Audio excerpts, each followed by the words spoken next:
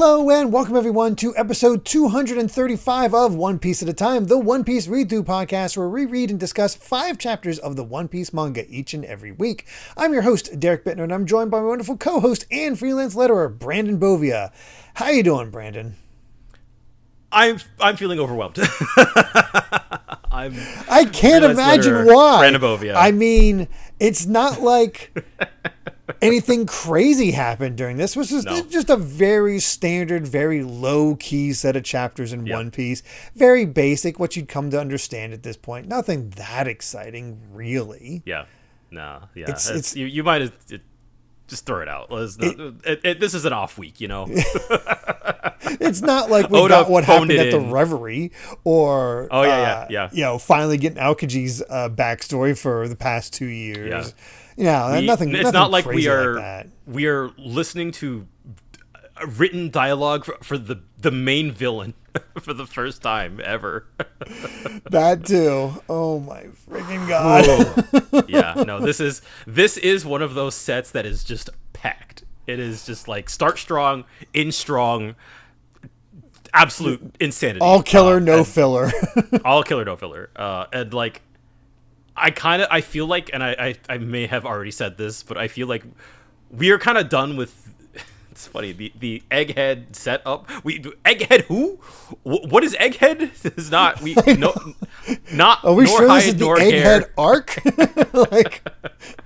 But the so-called quote-unquote Egghead arc, the setup is done, and now I really do feel like it is just like the brakes are off, full steam ahead. Like I think every set from here to the end of the arc probably has at least one revelation that has me going like, oh my god, we get to talk about this or that. Like it might not be as packed as this week, but there are also, I know there are sets that will be more packed than this. So it's just, hands up. It's how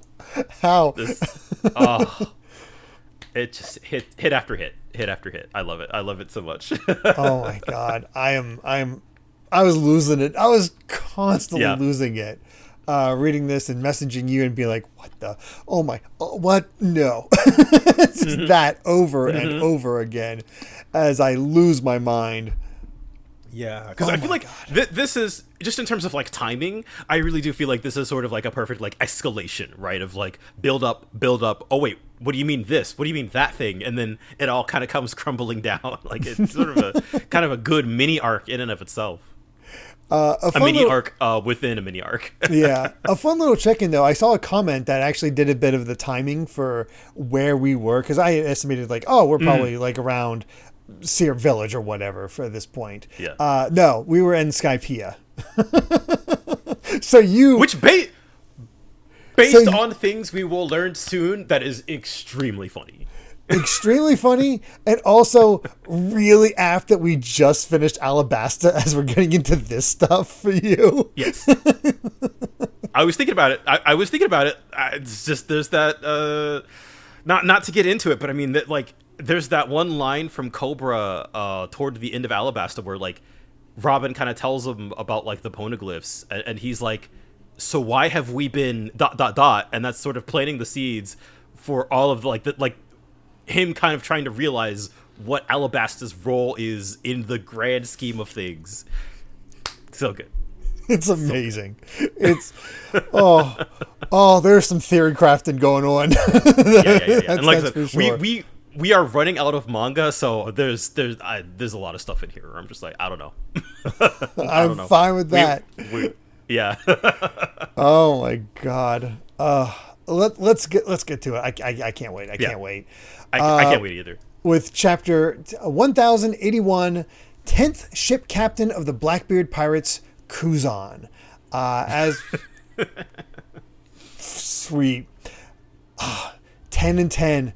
10 ship Blackbeard has 10 now. Oh my god. Anyway, before we get to even that, we do have a color spread where it's all the guys sleeping around squirrels as they're in bubbles, while Sanji's awake just reading his cookbook. I love the one the one sleeping in Brooke's afro is very what's that guy from Final Fantasy 13? Oh, Zaz or no? Saz, I think. Yeah. Yeah, something like that. The chocobo in there. If all of them had a book like Sanji, this would be a really good poster for libraries. It would be. It does it has that vibe.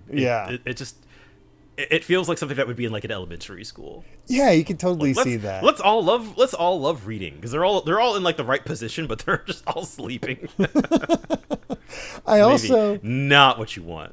Noticed that Chopper has, remember that weird word I saw on somebody's shirt that I was like, what is that word? QC? Yeah, it's on his shirt as well. It's a new brand that Oda just put out apparently. Okay. Wow. I don't know. The details. That's a good eye. And meanwhile, Zoro gets, let's go with Momo on his shirt. Yeah, I was gonna say it looks it has like the flame clouds presumably. Yeah. That's a good one. I like this one. Yeah. I think just the composition and color wise, it's one of the more unique ones. Mm-hmm. But as we get into the chapter itself, Garp is that ship is still flying toward Fullalead. I loved that our first panel, that shot of the ship flying through the air, and you just see this explosion and the hockey lightning bolts flying off everywhere. And he's shaded. He's got his fist clenched like he's like having a grand old time. And I love this whole set piece of like he landed first, and then here the battleship's coming down, and we got Groose with this cumular glorpus to sort of cushion. Make the ship have a cushion for the ship. Where it's just like. And then you turn the page, you see that spread of just all of the pirates knocked out with Garp in the center and the ship behind him. Fantastic. It's so good to just see how much damage this man just did. It is, it's amazing that some of them are still awake after that. Because you showed me a little bit of the anime version of Garp's Galactic Impact, and my God. Yeah. Yes. And in fact, the explosion going off on the first panel of this chapter, like this is... it looks a lot smaller compared to what the anime did. That's for sure. You wouldn't, seeing that, you wouldn't assume that there was any Fullalead left. No. But Garp himself is a little disappointed. Yeah, just he's like, don't move, pirates, or you'll suffer even more. He's like, ugh, just look at this mess. After all these years, I'm losing my edge. And the pirates are like, what are you talking about? You can't possibly do more damage. Shut up. So good. It's just like, this is Garp. Dang, I'm getting old. It's like, I feel so weak. So good. I love how Oda loves old characters, just like them have like their glory days. I did have this thought, just kind of randomly, that like, because we had sort of during the flashback, I remember. During the Odin flashback where we first met Roger and he was like beating up on some marine guys, he's like, if you want to fight me, you need to bring Garp, which I think was and of course the whole like God Valley thing, right, where we're sort of like what we're kind of doing is we're framing Roger and Garp as equals basically. Yeah, exactly. And so what we're seeing of Garp kind of feels like, is this what Roger would? Is this how strong he would be if he lived to 80? Potentially. I mean, it makes complete sense. We saw what happened with Whitebeard. I mean, that is also true. With Garp, I wonder if it was Oda's idea to have Garp there for Roger's execution, because it always felt a little odd to have, like, when I first watch live action, I was like, man, it feels weird to have Garp here already, have him be the one behind all this. But then you see the relationship between the two men. It's like, did Oda tell them something? It makes sense. It's one of those things that I feel like, that's one of the great things about the live action is the things they can do with the power of hindsight is like, we might be able to place this here earlier, this or that thing earlier. And I think the Garp stuff and kind of pushing the relationship between Garp and Roger from the beginning. It's there. It's here. It's definitely there. Oh, gosh. But all the pirates have cleared out, and he spots Kobe. He's all right. So that's cool. Rescue done. And Helmeppo's crying in happiness. He's like, I'm so glad they didn't kill Kobe. And meanwhile, Groose is like, can't believe he called Kobe the future of the Navy. That sucks. I'm gonna sabotage him. Just right out loud. Yeah, and even Kujaku, I think, she's like, "You're not supposed to say that part out loud, you sweet sheltered child." But everybody's all happy for Kobe. Kobe's surprised that even Tashigi's here. It's like, wow, it's just more than the sword members. And that's when our sniper girl, who's Hibari, Hibari, because they say her name pretty soon. It's like, I can't get Kobe's shackles off no matter how I try. You gotta help. Oh, she's ice.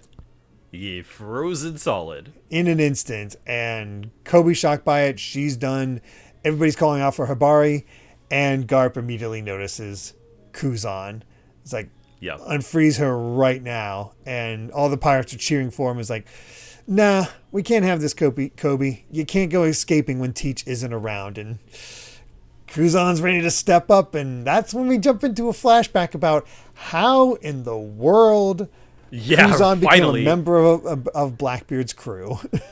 This feels like a lot like this subplot has been brewing since Punk Hazard. Yeah, so even throughout the nice movies, in a way, it's like Oda had plans for this, and it's really interesting to see how Kuzan. It makes you wonder how much the animation team knew about what was happening with Kuzan as they positioned him in various ways, because he's always come across as a little bit more heroic than most other admirals. I feel like especially more. No, I think you're totally right. Or at least I think he's sort of, his whole motto is like lazy justice, but I feel like he is more motivated in a weird way, if that makes sense, right? Like you get the sense that, if Sakazuki is the one who kind of like fully drinks the Kool-Aid, is just kind of the hardcore, like, just and Kizaru's just kind of whatever, he's just kind of aloof. I don't know, and I feel like especially now that we learned pretty recently that he didn't kill Saul, like that he's a softie, right? Like he's got a kind of a heart in him. Yeah, exactly, and yet here he is working with Blackbeard. So it's like, how did that come about?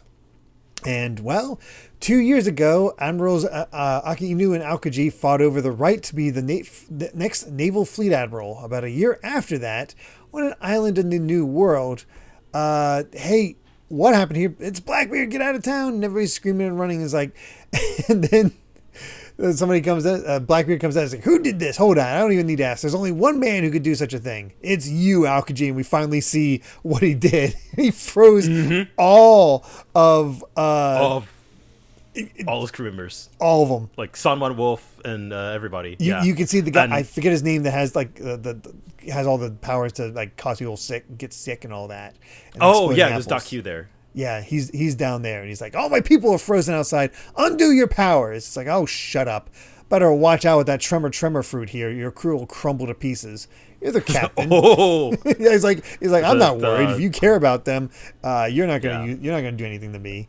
But hey, you're the captain. You should know. You really think I struck first? Plus, you've heard the situation. I'm in a state of mourning. It's not the right time to test me. You can imagine who is in the wrong here. So he's lazy, but he's pissed. He's so pissed. This is also another side of Aokiji. We don't really see that often. It's just like, he's just kind of done with everybody. Yeah, he's gotten really bitter after that loss to Aki Inu, and considering how Aki Inu is, I get it. Yeah. And then it's great because you turn the page and then suddenly they're drinking buddies. Blackbeard's like, I like the way you drink, Ice Candy. Same to you sick bastard. And then they're talking about the fight. He's like, so what Aki Inu say after that? Two men who came up the ranks together in a fight to the death. I can feel something boiling up within me. You think? You're made of magma. They're just laughing at that. This is great. Just him. The way that they're bonding like this is very unexpected. Yeah, just making fun of the whole thing. And just it's how you'd imagine buddies would talk. And that's when we finally see in the manga, he's only got one leg. The other one is made of ice. I have to, fill out the parts at all times. Yeah. Only took 11 years after Film Z. That's insane. To see that confirmed in the manga. Oh my god. And they're just like, wow, so that's what it's like when admirals fight. So what about Akihito? Did you at least rip it off an arm? He's like, nah, but he should be scarred all over, which he is. Yeah. And this is when we start getting really interesting information on where we're going to find our final red poneglyph. Because, speaking of scars, Commodore, do you think he knows about Burn Scar? Burn Scar? You see, and that's when we get the explanation about the red poneglyphs. They're more important. 2 of the 4 belong to Kaido and Big Mom, but the other 2, they're the ones we can't find. And one we, of course, know is on Zou. Is in Zou. And the other one is said to be held by a man with a burn scar. And that's when, of course, Kuzan just goes, me? No, you just got yours. This is very silly. It's like, no. They say he rides in an all-black ship that swallows enemies in a gigantic vortex if they should wander too close. Perhaps that's a devil fruit at play. And instead we have this is Shiryu. Shiryu guessing is like, I think it's a government man. The world government's got dark secrets of its own, and if they hold one of the stones, it means no pirate will ever reach the One Piece. So it's like, I like the theories. Like, nobody really knows. They don't know either. They're aware of this burn scar. I guess that's what we're going to have for his name, but nothing else about him. It's just mystery. Yeah. I guess I think this is okay to say. There is, and because there's no confirmation one way or another. Some people say that it could be Saul. Oh. I'm kind of curious if it could be. I don't have anything else to really add to that, but I think that would be really interesting. But it would almost be too convenient. Yeah, it'd be a little too convenient, but that is how you would find the final poneglyph on Elbaf at that point. Yeah, and it would make sense that if he's a fishman, right? So he could prevent anybody from getting close theoretically. Is Jaguar D. Saul a fishman? I'm pretty sure he is, right? I thought he was a giant. Is he a giant fishman? I think he might be a giant fishman. I might be getting my wires crossed. I don't think that. I don't think I knew that Saul. I don't think Saul is a fishman. I could be wrong about that. I don't think that's like a reveal. So I don't think I spoiled anything. I might just be wrong. I think you might just be maybe a little confused. But if you're right, then I'm going to infer shock because I'm like, I have no idea. Like, now I'm questioning it. I'm like, wait, I don't remember. I think he was just a giant because he looked goofy, but I never saw any fishman qualities to him. Yeah. Either way, speaking of all that, Kuzan's just like, I got no good memories of poneglyphs. If I'd seen one of those red stones at Ohara, I wouldn't forget it. But all I remember was a good friend fighting back against the government and the sad, lonely eyes of a little girl whose fate rested in the palm of my hands. And they're just like, that sounds boring. Yeah. He's so dramatic about it. It's such a sad drunk all of a sudden. And then I love this where we get Lafitte talking to, kind of whispering to Blackbeard on the side here. He's like, what do you think, Commodore? If we take his power, it would be a huge boost. And then, of course, Aokiji hears that and he's like, I heard that. Do I need to send all of you to a frozen hellscape? So he's like, you want to try me? He's like, I heard you guys something about devil fruit powers, and so he's ready to go. Yeah, but I like that. And Blackbeard is like, hey, whoa. Yeah, Blackbeard gets desperate. It's like, I calm down. I apologize. My man here made a stupid suggestion, but that's not my intent. It's just the opposite. Would you ride with us instead? He's like, have you lost your mind? It's like, you're out of a job, ain't you? Anything lined up? What else are you going to do, huh? Chased around by the powers of justice? But in our world, justice takes a different form. And Kuzan's like, no, just because we shared a few drinks doesn't mean that I trust any of the lot of you. It's like, no, easy. You got the wrong idea about pirates. Nobody said we're all the best of friends here. The only thing pirates need is an alignment of interests. You're a free man. Good dialogue. What do you want, Kuzan? Oh man, this exchange is I'm getting chills just reading this again, actually, because I feel like it says so much about both of them at this moment. Yeah, and like rarely I feel like do we get kind of Blackbeard's own philosophy on kind of what it means to be a pirate, and you can understand how it feels almost kind of like Luffy, but in the opposite way, right? Yeah.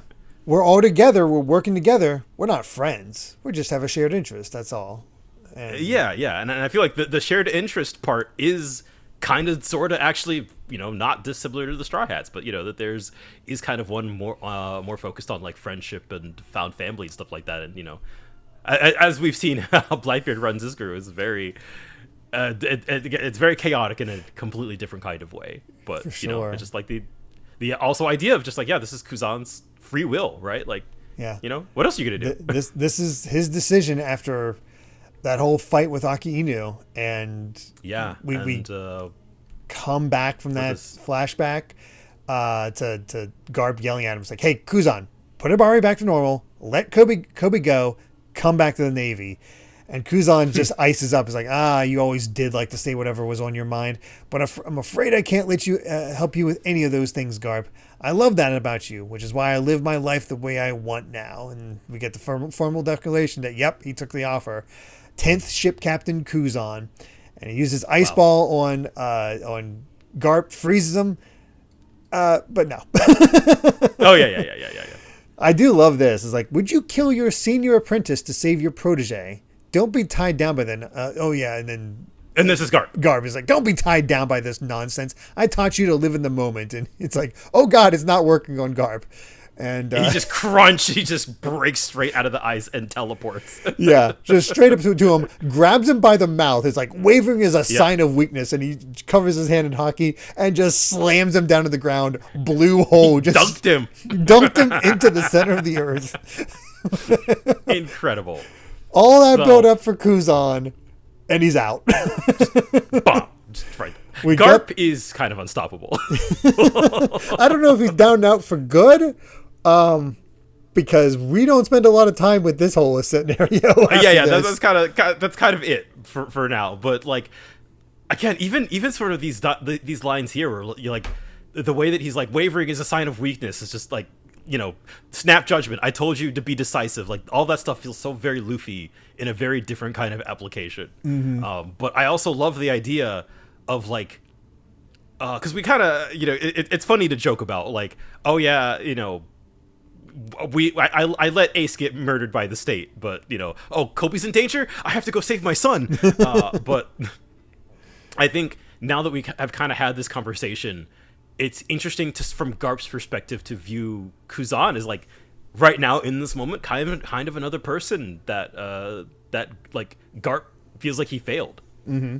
Yeah, and I think he can also, like, the fact that he's the wavering part about how he's unsure about this is like, you don't want to be a pirate. This isn't you. He's not completely convinced of this. Like, Kuzan, I don't think is fully on Blackbeard's side. Like, he is not a loyal member. Yeah.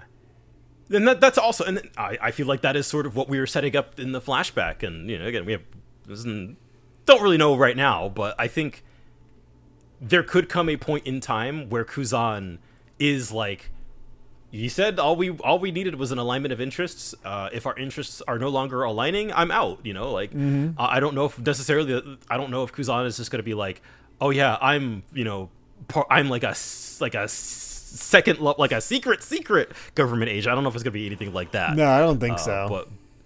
But I do think that we are kind of in our own way seeing Kuzan's kind of his own definition of free will playing out, and what that will mean for him throughout the story, and as the Blackbeard pirates get more and more involved in the story and in the race to the One Piece. Like, I think I'm not entirely convinced that like he's gonna stay on Blackbeard's crew like through the end. Yeah. I think there will become a point where you'll have to make his own choice about that. Absolutely. So there's interesting setup here for Kuzan where his story is taking him. So I'm curious where that's going to end up. But time to check in on Blackbeard. Speaking of, yes. By the way, I just realized this is one of the longest chapters we've had in a while, because usually it cuts it off at like 15 pages. This one's 19. That's 19's supposed to be the standard. Yeah, that's lengthy for One Piece. Yeah, these days for sure. But we saw Blackbeard sailing toward Egghead, but we're gonna check in on how the fight against Law went. on what turns out to be Winter Island, and not great. Yeah, Blackbeard's wheezing, Not great. But Law's lost his hat, and we get immediately get that spread. The Polar Tang, submarine of the Heart Pirates, has been sunk. Wow. It's gone.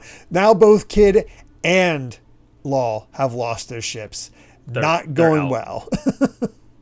I think this is they're going to join the Straw Hats, right?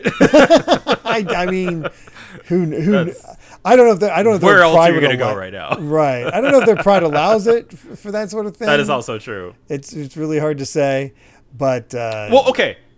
I'll put it this: they might join the Straw Hat Grand Fleet. Yeah, that's much more apt of them actually deciding to be part of the fleet rather than their own captains. But yeah, it's rough to see that, and Blackbeard even declares like, without your ship, you can't call yourself a pirate crew. You've got no means to escape, and we see Law just bloodied on the ground. Bleeding out. There's Beppo also on the ground. He's like, there was 100 pirates whose hearts you stole at Rocky Port, which now he recognizes at Fullalead, are all living in fear on Pirate Island. But if I bring your heart back with me, I'm sure they'd be in a celebrating mood.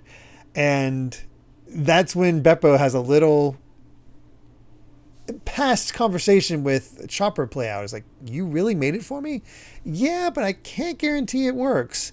What is it? We see him bite into something, and all of a sudden Blackbeard keeps going. It's like, I just can't decide whether to sell the op fruit or use it. Can it give me eternal life? And like, oh boy.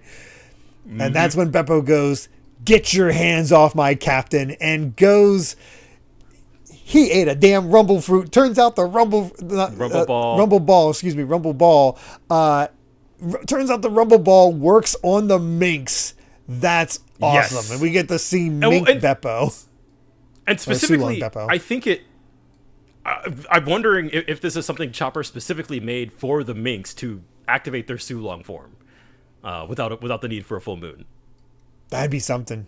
I guess because he says, oh, wow, you made this for me, so I don't think this is just like a normal Chopper rumble ball. True. But either way, it's hype is what it is. It is. Man. Just seeing him with that big flowing hair, he's just massive, just smacks Blackbeard and Van Augur, just a boom. Yeah. God. Sent back it's a cool moment for Beppo, and I'm glad that in this moment of defeat that like Beppo actually got a moment to step up. He never really gets that. He's always kind of the comedy guy. So to see him really step up here. And it also is like, man, if Carrot had come along with the Straw Hats, she'd be getting a buff from Chopper. Good God. Oh my goodness. Yeah, you're right. And they're freaking out. I was like, how can that be? The moon's not out. And he's just wrecking them at that point. And they actually escape. They have to run off. No, they don't. I think actually, no. He tosses that at him, grabs Law, and Beppo runs off because, damn, they escaped the sea. And that's when we get the narration.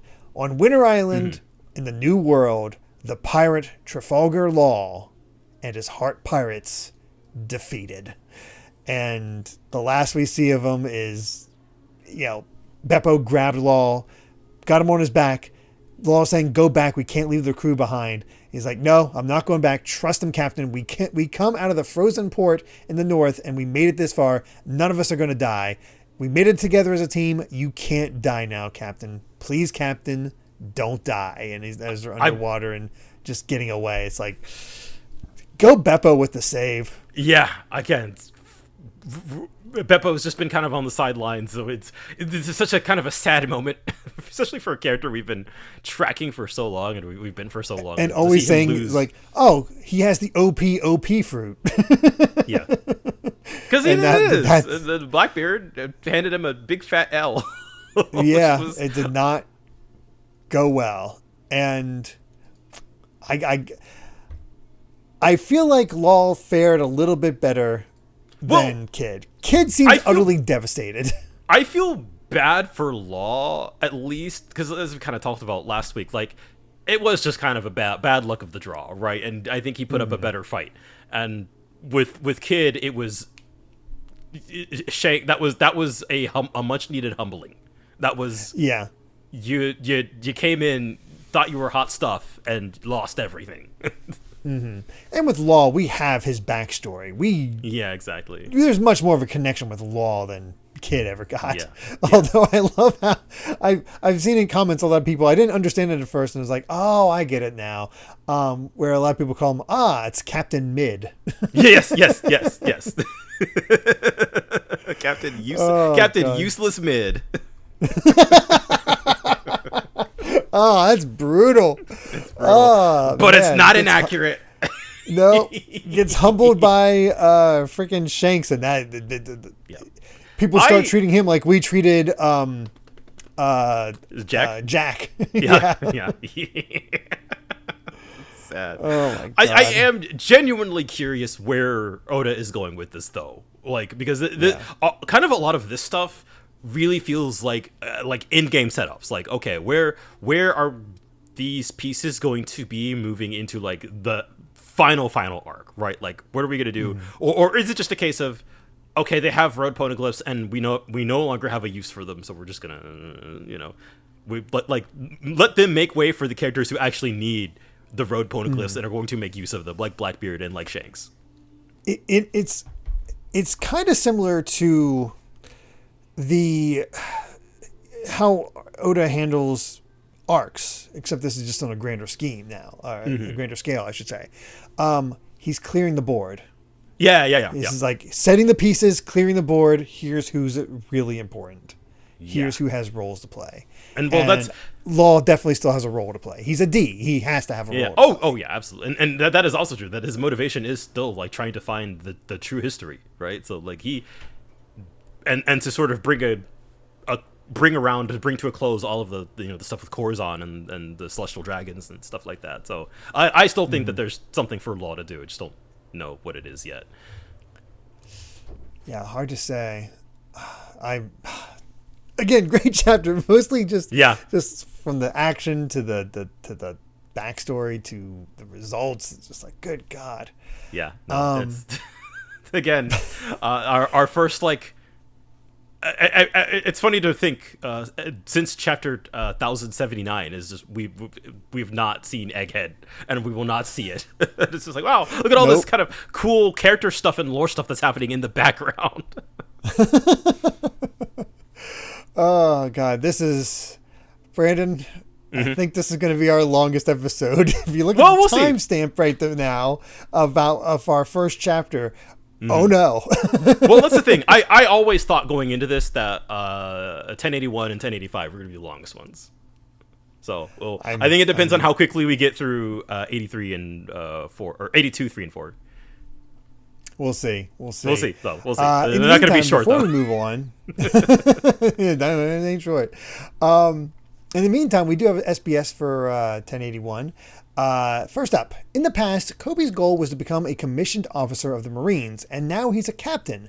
His next goal is to be an admiral, but would his rank still rise even if he's now a member of SWORD whose resignation documents are already formally submitted? And Oda goes, yes. Was the explanation about SWORD a bit complicated? In chapter 1080, Aokiji said formal submission of documents, and they can be disavowed at any times. This means they entrusted their resignation, but they are not disavowed yet. In the case of a SWORD member getting caught and becoming a hostage, the Marines will acknowledge the resignation then and there and say, that guy is not a Marine soldier, and forsake them.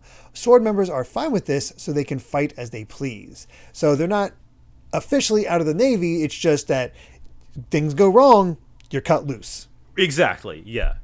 So there's sort of a risk to it, a risk and reward, which I think is cool. Again, very abusable, but cool for Kobe. Yeah. And it makes sense why he would take a deal like that. Yeah, I could see it. Next up, everyone may not realize it, but I'm an adult, so I was shocked. Hibari-chan from SWORD is in love with Kobe, right? And I don't know where this came from, but Oda goes, Hanoji, That's an old expression. 35. That's an old expression. 35-year-old Kurobushi Taro. Hanoji means in love with. Well, I'm a dense man, so I don't really know if she does. Translate, and then just translator's note. Hanoji is an older Japanese word that roughly translates into in love with, specifically referring to butterflies in the stomach feeling. So crushing, basically. It is the term used in the original question to ask about Hibari's feelings. So rather than confirm anything, Oda just goes, wow, that's an old saying you just used. So yeah. And he's like, I don't know. I think I ship it. It's cute. Yeah, it's cute. Finally, it seems like the sword member Hibari has a cute bear plush toy in her backpack. I want to know the details. And Oda goes, oh, so you noticed it. That bear is a lucky charm that Hibari treasures from when she was little. At one time, her life was saved by Kobe in a battlefield, but she lost the bear. A few days later, Kobe was injured and was severely told off by a superior. In Kobe's hand was the bear. He had returned to the battlefield and searched for Hibari's treasure. Hibari was crying and grateful. She secretly named the bear Kobe Senpai. But I'm a dense man, so I don't know if she's head over heels for him or not. So, oh, come on. there's your confirmation that, yeah, she's totally, after an act like that, that's totally the thing that gets you a crush. No, cute. Again, the sort of the theory that she might be related to Aka Inu is very funny. The idea that, like, yeah, my dad or otherwise relative maybe tried to kill you at Marineford, but that doesn't mean that we can't be a couple. Right. I can also see just Kobe not seeing it and end up being like a Naruto and Hinata situation for the longest time. Yeah, 100%. Kobe is in love with his job. Justice. Yes, he's in love with justice. Oh, no. All right, well, let's go ahead and get to the next chapter. 1082, let's go and take it. As we have Chopper confusing Zeus for cotton candy and nearly eating him, which fantastic. Prometheus seems to really enjoy. Yeah, no, this is great. This is so cute. Love this cover. It is very, very cute. Yeah. But we go from cute to, oh no. Yeah, the obituary. I know. We start out with the passing of Vice Admiral T-Bone, a figure beloved to many in the Navy and the public, sent shockwaves around the world. But the Navy did not reveal his cause of death. This is the most tragic death in this set of chapters. Right? I'm like, wait. T-Bone from Water 7, like the train ride, that guy. That guy is actually dead now. Which I'm like, to you, I thought it was a setup for a joke, because that was always the joke about him. He's always looked like death, but he actually wasn't. No, I'm alive. So for Oda to pick T-Bone as the one to die, I'm like, okay, he's setting up for a joke. Yeah. And then you're like, no, he's not shown up again. Yeah, he's dead. He is dead. And I'm like, oh, but it is also no. Like, man, I feel like we're at this, we're at pretty late game in the story, right? That, like, Oda, who famously does not kill characters, is just like, oh yeah, the sort of random person from 700-800 chapters ago, yeah, off him. He's done. He's dead. Yeah, he died off screen. And we have Sengoku and Tsuru, thank you. I had Hino in the mind. I was like, that's not right. But Hina's here.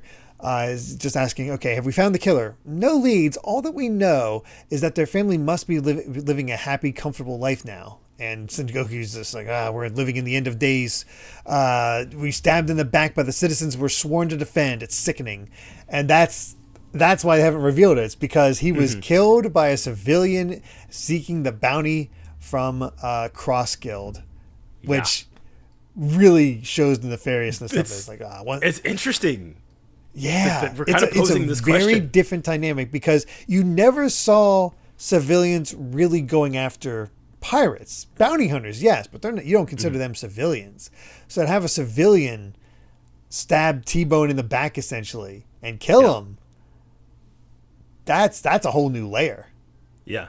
for desperation, and they even talk about that. It's like once there are bounties out on Navy officers, the pirates aren't the only ones who want to collect the money. It happened in the Pepe Kingdom, where over 1,000 people die of hunger every year, which is sickening. Yes. Poverty and money will change a person.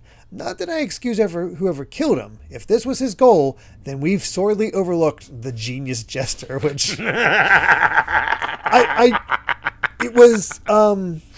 It's Crocodile's idea. Definitely, Crocodile's idea, which that good on you, Crocodile, because this is a hell of a plan, and it's a lot better than trying to find an ancient weapon 1,000 meters underwater, halfway across the planet. Turn the people against the Marine for money that they desperately need. That is something that will work. But also, especially, it's really funny too the way Tsuru is like, this is coming from a place where thousands of people die of hunger every year, and there's not one like thought of maybe we should address like the material conditions that are causing this problem instead of the people gotta starve, right? Like it's like, you know, how I understand it from Sengoku's perspective, right? Where it's like, how can we risk our lives to help the people if we're living in fear of being killed by them? But like, there is no sort of questioning of, no. This is like, that is the part that is not working as intended, you know. But we're not gonna address the actual like hunger part, or why things got to this point, which I think is sucks for them. But they can't be killing the Navy, but now they're doing all right. They're not starving. These people aren't starving anymore, so. But he wants to like Sengoku's like, we got to take down Crossguild, the sooner the better, because they will sap the morale of the troops and weaken the Navy. And that's when he sees Hina's like, hey, have you seen Garp? There's a new flavor of crackers out. He's like, no, he said a few days ago, he said, I'm heading off to save Kobe. I think he went with Sword and Kujaku too, most likely. And that's when Tsuru and Sengoku are like, what? Fullalead. Uh-oh. Oh dear. So that's not good. And that's also the framing of like, now Crossguild is kind of becoming, you know, the main target of the Marines, but you know, we've kind of been spending the past 100 chapters or so of the Marines being like, we have no resources left. Yeah, this is the weakest that they've ever been. Yeah, it's just been too much chaos from that whole war. They spent everything on that war, and they just ended up weakening themselves just because they wanted to kill the son of Roger. Of Roger. So was it worth it? Not really. It seems like. Yeah. I feel like that's a question that we'll have to be asking a lot in terms of the conduct between the Marines and the world government. Was it worth all this? Yeah. Right. And it's again, the way the Crossguild is utilized here, and Buggy, there's humor here, but I love this section with Buggy because it's great. It's great. It takes steps to legitimize him. Yes, and I think like, it's actual character development for Buggy. Yeah, it's really good. So let's get to the Empty Bluffs in the New World first. It's like, okay, so you've crossed the sea to meet us. Yes, sir. Well done. The overlords in the underworld are highly pleased with you. A new kingpin of evil appears, and this patched up, starving old man. Nothing like impressive. It's like, I hear the money got sent to my family, which I'm very glad for. Thank you, sir. It's like, of course. You eliminated a vice admiral from the Navy headquarters. You're a champion of evil. He's just laughing it up. This is Buggy.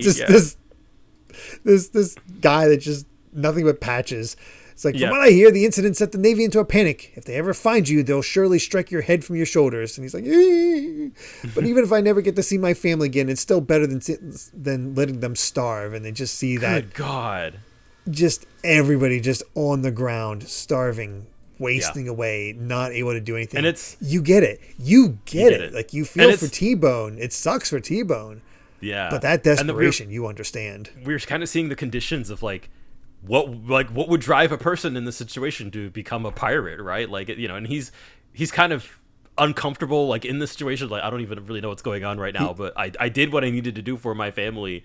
And Buggy's just like, have no fear, you're welcome into the fold. You're a pirate with me now. He's like, a pirate? And I love all these guys coming up to hug him. And he's like, you don't get it, man? Buggy, the genius gesture, is one of the 4 emperors. Your average pirate never gets within a mile of an audience with him. And I just, behold, that's Buggy himself in the flesh. Yar, Buggy in the flesh. Buggy flesh. Buggy flesh. And begging your pardon, Chairman Baggy Flesh. Do I look flabby to you? Nice good variation fun. On the nose joke. Yes. And yeah, just that sense of how he was integrated in. Just like it's not exactly the life he wants, but he's safe. Right, and the people are just like, yeah, come with us, right? Like we'll give you everything you need. It's not like they're bullying him or anything either. They're like welcome aboard, man. Yeah, exactly. Like this is the. Do you see the world government doing anything about this situation? Right, like here's look, at least you're the pirates, right? You're among friends. Yeah, you're among people who you were given a place. So I think this stuff is just very fascinating. It's a wild dichotomy. Yeah. And then we got the guy called him Baggy Flesh. He's like, it's finally finished. The Cross Guild flagship is ready. And that's when Buggy's like, hey, let me build the ship for us. I've got good shipwrights working for me. So we get to see the new flagship. Mm-hmm. And it has Buggy as a figurehead, and the circus tent, of course, on the ship is just like, and Buggy's freaking out. It's like, just that face, just dark, crying, mouth agape. And you want us to ride on this clown ship meeting room now. He's just crying. Yeah, and then meanwhile all the goons are like, this is the best ship ever, you did an amazing job. And I love we hard cut into the meeting room, and Buggy is like hanging from the ceiling with his head detached, just on a hook, like with his hair. Just beat the hell. Blooded. Yeah. As Crocodile and Mihawk just he's begging for death as they just talk. Oh, it's so funny, the dynamic between these three. Yes, no, the way that Oda is able to weave in like this is such a hilarious situation, but as we'll see, like no, there is an actual point to what he's doing with Buggy here. Yeah, there is, and they're sort of going over. It's like, okay, public opinion on the Cross Guild has been very positive. The Navy should be waking up to the threat we pose by now.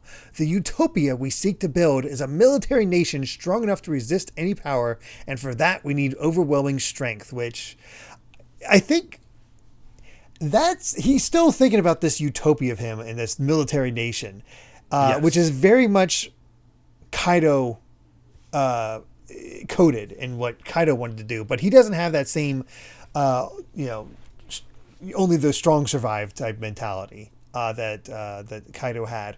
But it's also interesting that he has some sort of relationship with Iva. Oh, that's right. Right.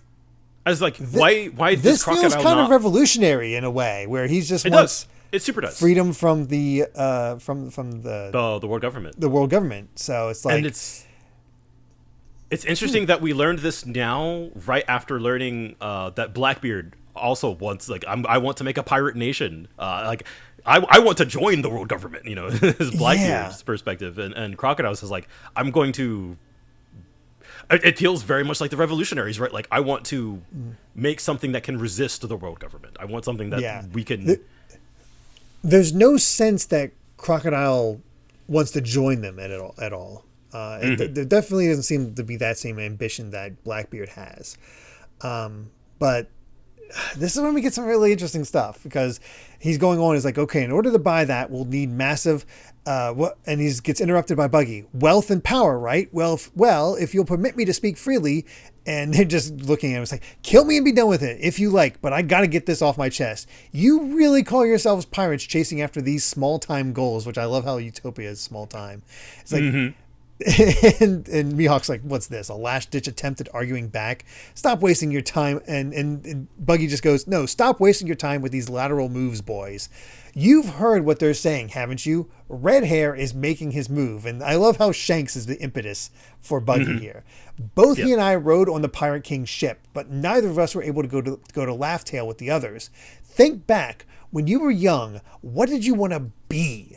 And he says, I could see that Shanks had so much promise ahead of him that I gave up on my dreams.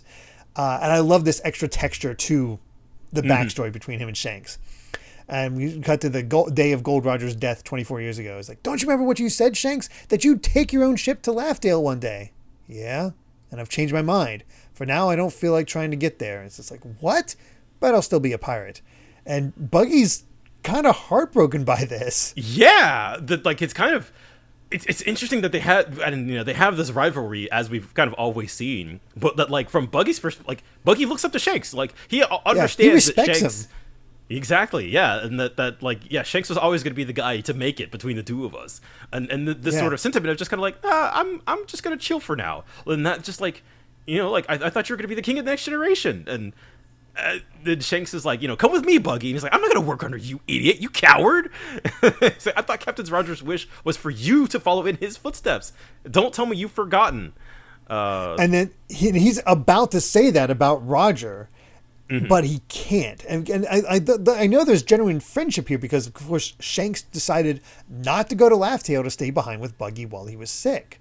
Yes. So you could totally see a world where if Shanks had decided to go after Laugh Tale the same as Roger, Buggy might have been his first mate. Yeah. I also think that Shanks knows I'm curious how much he knows at this point, because the thing about Shanks, oh man, there's so many different what does he know at what point in time, right? But the sort of the whole idea, right, that like when Roger got to Laugh Tale, what was it that he says? Like, we were too early, and we were kind of waiting for something or another, and I don't know how much of that Shanks knows at this point, but I feel like that there is this sort of distinct like, I'm in no rush, right? Like, I don't know what he knows about the One Piece. There was something of like, he asked Roger something and then he cried after. So, right. Yeah, again, I'm unsure of how much of the blanks that we can really fill in at this point. But I do think that there is something here of like, Shanks knows that there's no rush to get to the One Piece right now. But that he has an idea of, he seems to have an idea of when the right time is, which apparently is now. Yeah, so I feel like I would imagine that meeting Luffy and that sort of learning Luffy's dream was also the like, that's it, right? Yeah, and hey, here's the impetus to get this kid to really shoot for it. Here's the Straw Hat. He obviously looks up to you. Let's see what you can do, kid, and just sort of keep an eye on him. So it's interesting. But I do like that.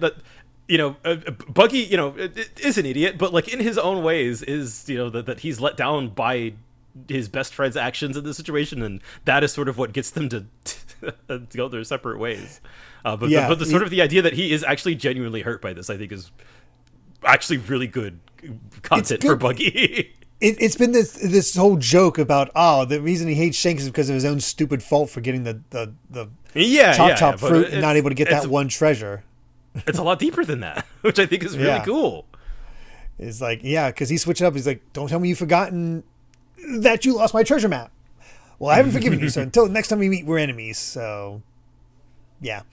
But that's when we cut away from this short flashback to him saying, but Shanks is actually on the move. Why? After all these years? Well, whether by accident or fate, I'm on the same level as him now. So if he's going to do it, then I want to be king of the pirates. And they're like, what? And he goes, power, wealth, we'll have it all. Let's go and take it, the greatest treasure the world has ever known. And they just send him flying through a wall because they're just not. No, of course, not having. Yeah, this. No, but it's such an impassioned. This is the most we've ever really seen Buggy like give an impassioned speech, or have any kind of ambition. That is, I think, the ambition is the key word there, because that is, now that he's in this situation, he actually thinks that he can do it, and he might actually be able to. And here we have Crocodile and Mihawk. They're like, they say that titles can create a false sense of superiority. I've never seen anyone this full of himself. Do you actually believe you can talk us into this? No plan, no preparation. Pirating is a business.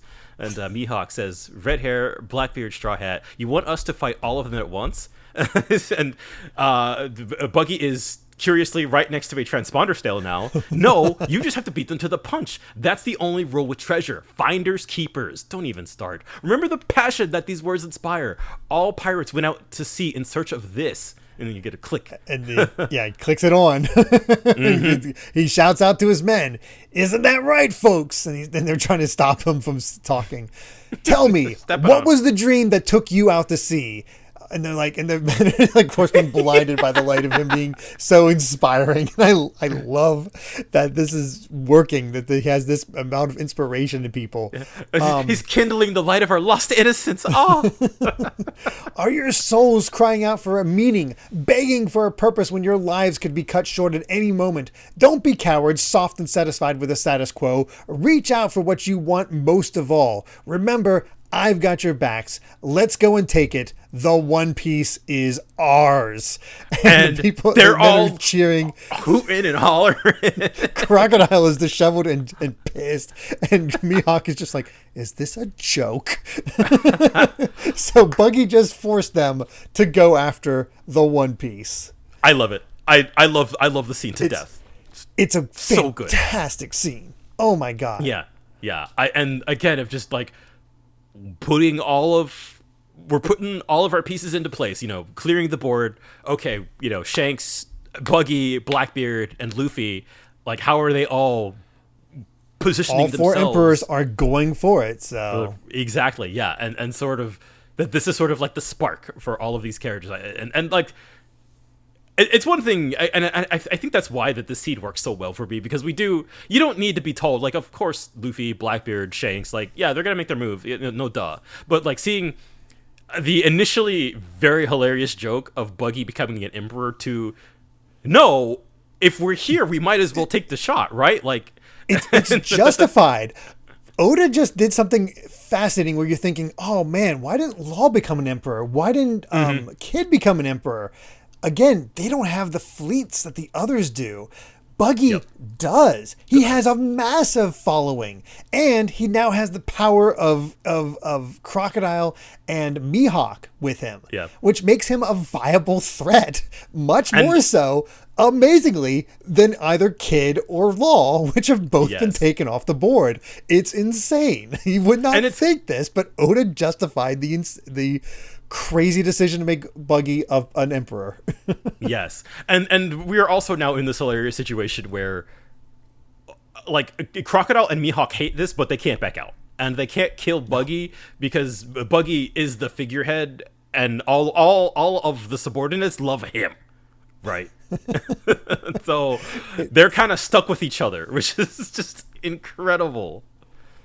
It's such a good situation. I love it. It's so ridiculous, and yet it's inspiring. Into sense. Yeah, and it's inspiring. Yeah, in its own way. Yeah, like I never thought Buggy would be this viable ever again. yeah, but he made it work. Yeah, God bless you, Oda. You made it work. But we're not done. We still have to check in on something else as we go back to the Kamabaka Queendom, where four figures are seeing a ship in the distance, and they're like, okay, what's the ship? Is it an enemy? What? Who? And we get to meet the vice captain of all of the different forces. For Morley, we have Ushiano, who looks like a cowman. Yes. I don't know if he's a mink or a devil fruit user or what. He could be anything at this point. Yeah, I have no idea. For Bello Betty, it's Ahiru, who has a robot arm. Looks pretty sweet. Looks like pretty she sick. Could fire off like a laser based on how she's like doing wee ka-chung, chick chick. Yeah. She herself is saying, I never noticed that. Oh, I didn't notice that either. She herself is saying, "Wee ka-chunk ka-chunk." That's okay. That's funny. Amazing. That's funny. Then vice captain of Lindbergh, Gambo, who's looks like an Eggman. Yeah, even more so than Baron Tamago. That is looking even very more true. Humpty Dumpty. And then Jiren, Karasu's vice captain, who is eating a spyglass because they're making a bet. Is like, okay, I wager it's an enemy ship. How much? You're on. I'll put $1 million on Sabo's return. Huh? And sure enough, Sabo's returned. He's like, okay, he's all right. Thank God. Shock of all shocks, Sabo's alive. Like he's alive. All right. He's survived getting blown up by celestial dragons twice. Yeah, I know, right? He is somehow surviving all this. He has the mandate of heaven. It really does. And he's not even a D. Yeah, exactly. Which, as we'll see. But I love how it's like Gambo's like, you cheated $1 million indeed. I'm not paying. Oh, yes, you are. Wait, you saw through it through a looking glass. Don't have one. Are you eating it? Just, what a bunch. I don't know if we've ever see these four ever again. Who knows? What a wild. It wouldn't be Oda if he's like, here's 4 new characters. I love how she's still making the sounds. Shui Ka-chunk, nearly shot you, Sabo. Glad you didn't. Worried for me, Hiro. Maybe. And everybody's celebrating. Like, there's a huge crowd. They're so excited for Sabo to be back. And he lays it out. This ship is from Leluja, the kingdom that just vanished. I'll explain later, but for now, these people need rest. So there are survivors from Leluja somehow, including directly behind him. I love how Oda made sure to point this out. The girl from the cover stories that Ace met. Yes. I was incorrect. I did say on this show that I said directly to the camera, she's dead. She was not dead. I forgot. Yeah. I wasn't sure if you were just hiding it. No, I genuinely thought she was dead. Yeah. So Oda's like, I'm not going to be that cruel for this innocent girl to get wiped out like this. Most other people, sure. Oh, no. They're still super dead. In the grand scheme of things, one ship worth of people is dude, not much King Seki, Princess Komane, they're gone. They're done. They're toast. I'm sorry.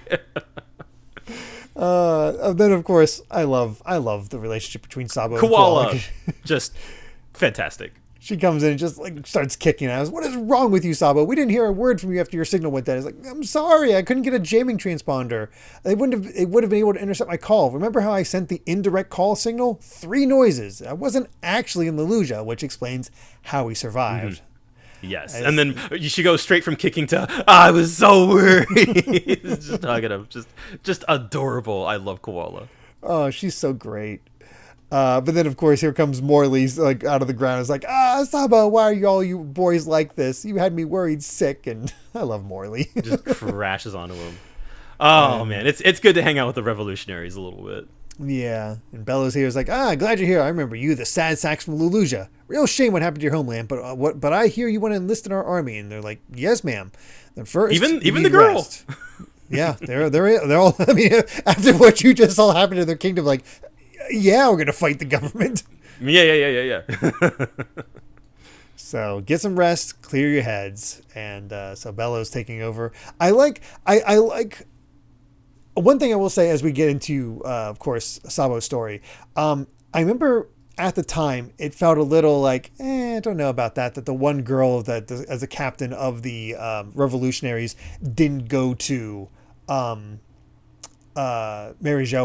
for the operation. Yeah. And I realized why. It's her power. It's her state. She takes care of the troops. She inspires the troops. She inspires new troops. She's not going to get any of that in Marijoa. Oh, yeah. She's not going to be... there's no recruiting happening in Marijoa. Yeah, she is functionally useless in Marijoa. Yeah. We don't see how much she can fight, but she definitely feels like more of a buff character. And we see, the other folks that we did have with us were quite useful in Marijoa. Yes, indeed. Which we'll get to soon. But first... it's time for a very private conversation between Sabo, Dragon, and Iva. It's like, all right, I heard about what happened with Kuma. And I was like, I'm sorry, we wasted all of your hard work. No, I know this is harder for you two. Perhaps he was programmed with some directive to return to Marijoa at any moment. And it's like, no, definitely not. That is fatherhood kicking in. And I was just like, can't we tell the captains about all this stuff? I was like, no. Listening in could put their lives in danger. It's like, what? This Reverie was a truly wild affair. I'll tell you everything that actually happened in Sacred Mary Joa. Mm-hmm. What a cliffhanger for people chapter to chapter. Just like, finally. Finally learning what the hell happened. With the carrot and the stick. Yeah. And well, those first 2 chapters of this set, that was a nice little like set dressing. It's like, all right, it's time for the meat and potatoes. Mm-hmm. That was fun. Okay, we were in setup territory. yeah. All right, that past like hour, like let's. All right, that was fluff. Lock in. Oh my gosh, yeah. But we're not. Before we get into that, because boy, do I want to get into that. We do have another SBS, and first up is Oda Sensei. Why did you make a character like Kujaku? We're going to have perverts like Sonata again. I like clean SBS. Fair. And Oda says, I don't think you'll see perverts because of Kujaku. It's okay. I haven't seen postcards from Sonata this time. Peace and tranquility have come to the SBS at last. And he's like crying.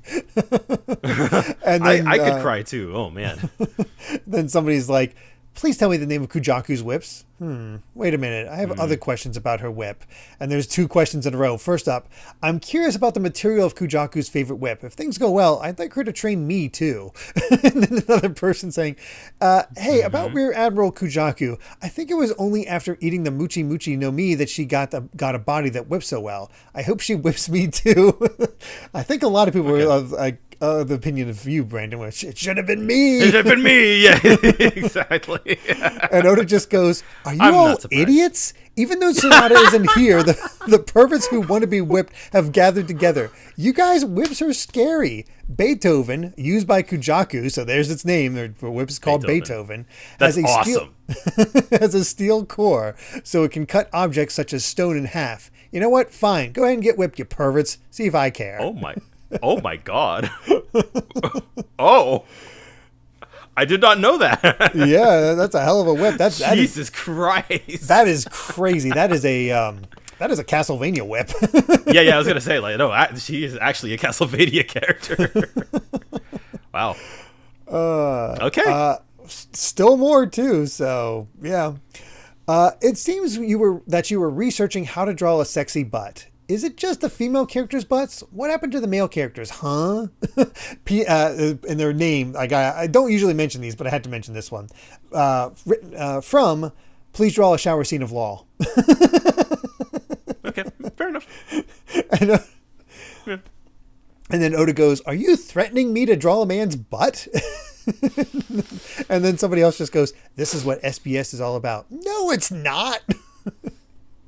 I think... This is actually pretty funny. I think if we have to have perverts in the SBS, I think this is actually great. I like how it's getting into kinks where it's Oda's like, are you guys all right? What's wrong with you? it's not Oda's kinks, so it's like, that's weird. it's I think this is the right amount of like lighthearted and fun without just being like, oh, okay, come on. Yeah, so yeah. I'm okay with it. I am as well. Oh my gosh. Oh boy, Brandon. It's all right. Let's get really into it with chapter 1083, The Truth of That Day.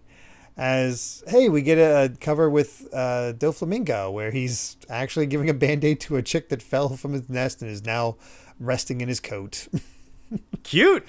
It's cute, weirdly. But it's also like, whatever. He has no enjoyment out of this. None. But we get the breakdown from Sabo as they're inside the castle of Kamabaka Queendom.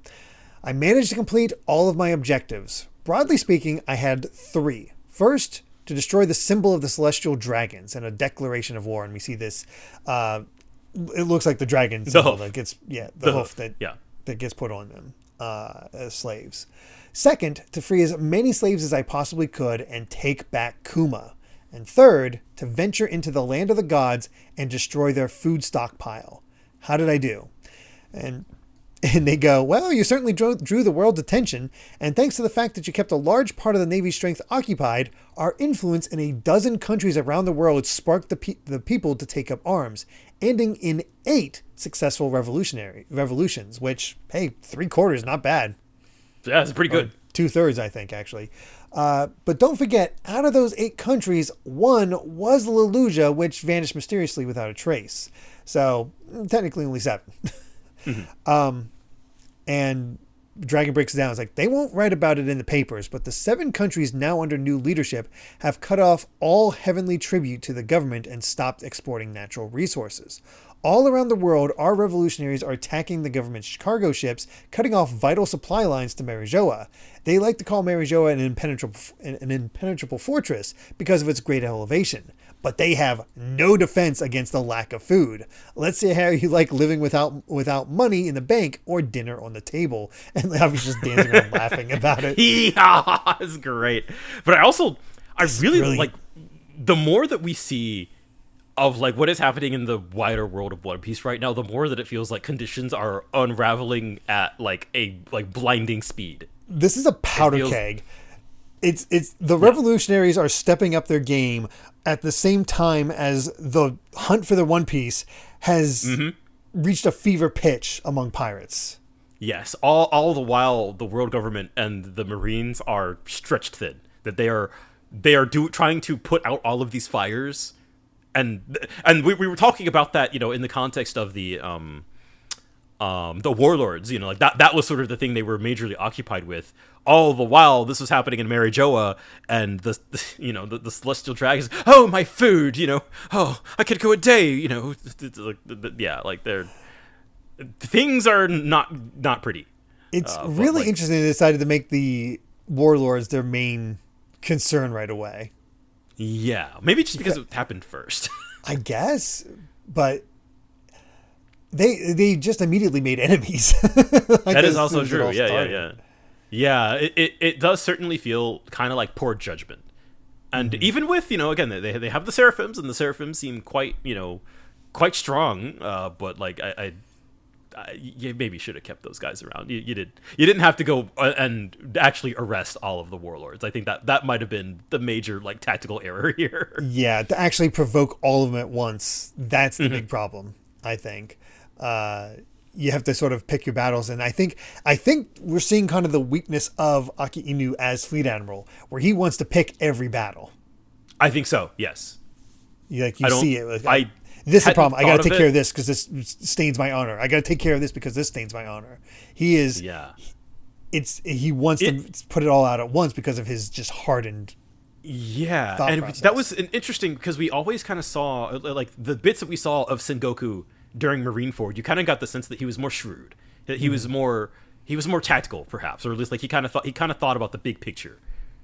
In a way that Sakazuki seems, he's still fresh on the job, and he's, I get to sit in a chair all day and be angry. why he's really seems to be defanged at this point as far as yes, threat level. Very funny. Yeah. Now, this isn't without risk because they're starting to feel the pain in the capital by now by having these supply lines cut. But these are not the kind of people to stay quiet under duress. If they mobilize the Holy Knights, which we've seen nothing of, and who knows what that's going to be like. That is a new term. That we've heard like slight mention of them, I think, once before, but it's like that's where the fighting will begin. So, like they're basically poking the bear. Yeah, sort of a interesting that the Marines are not the actual like fighting force of Marijoa, that they kind of have. They got folks of their own. Mm-hmm. Which who knows? And if Dragon is saying like, okay, if they bring those guys out, like, all right, then now, all right, that's when the hands are coming out. So we're gonna have to see those guys at some point. Oh, totally. I am so curious what like who gets to fight these guys. Yes. Oh man. It'd be something if it's just like this is what they're fighting as Luffy's fighting for the One Piece. I don't know. Yeah. It honestly feels weird for Luffy to fight these guys at the moment unless he pisses off the Celestial Dragons again, which he can easily do. And that's sort of the tricky part. Again, I think I could say this now that you know that Elbaf is the current arc and the arc after this, and that we are doing all of the stuff with Mary Joa and the Celestial Dragons and now the Holy Knights and stuff, like where like how these plot lines will intersect, because Mary Joa is halfway across the planet, right, from Elbaf, and presumably anything else, like the Straw Hats are heading in the opposite direction. Right. So how these things will interweave is still very unclear in a way that I'm very curious about. That's the same. I have no clue on that one. But I feel like the Straw Hats will be involved in some way, but I mean, exactly right. This is clearly important. It's just how does this converge? I'm going off the theory. It really feels like after Elbaf, 3 arcs, 3 islands left. I think that's where my gut is telling me. I don't know if I'm right, but it feels like, one for to get the final red poneglyph, one to get the battle to Laugh Tale, and then Laugh Tale itself.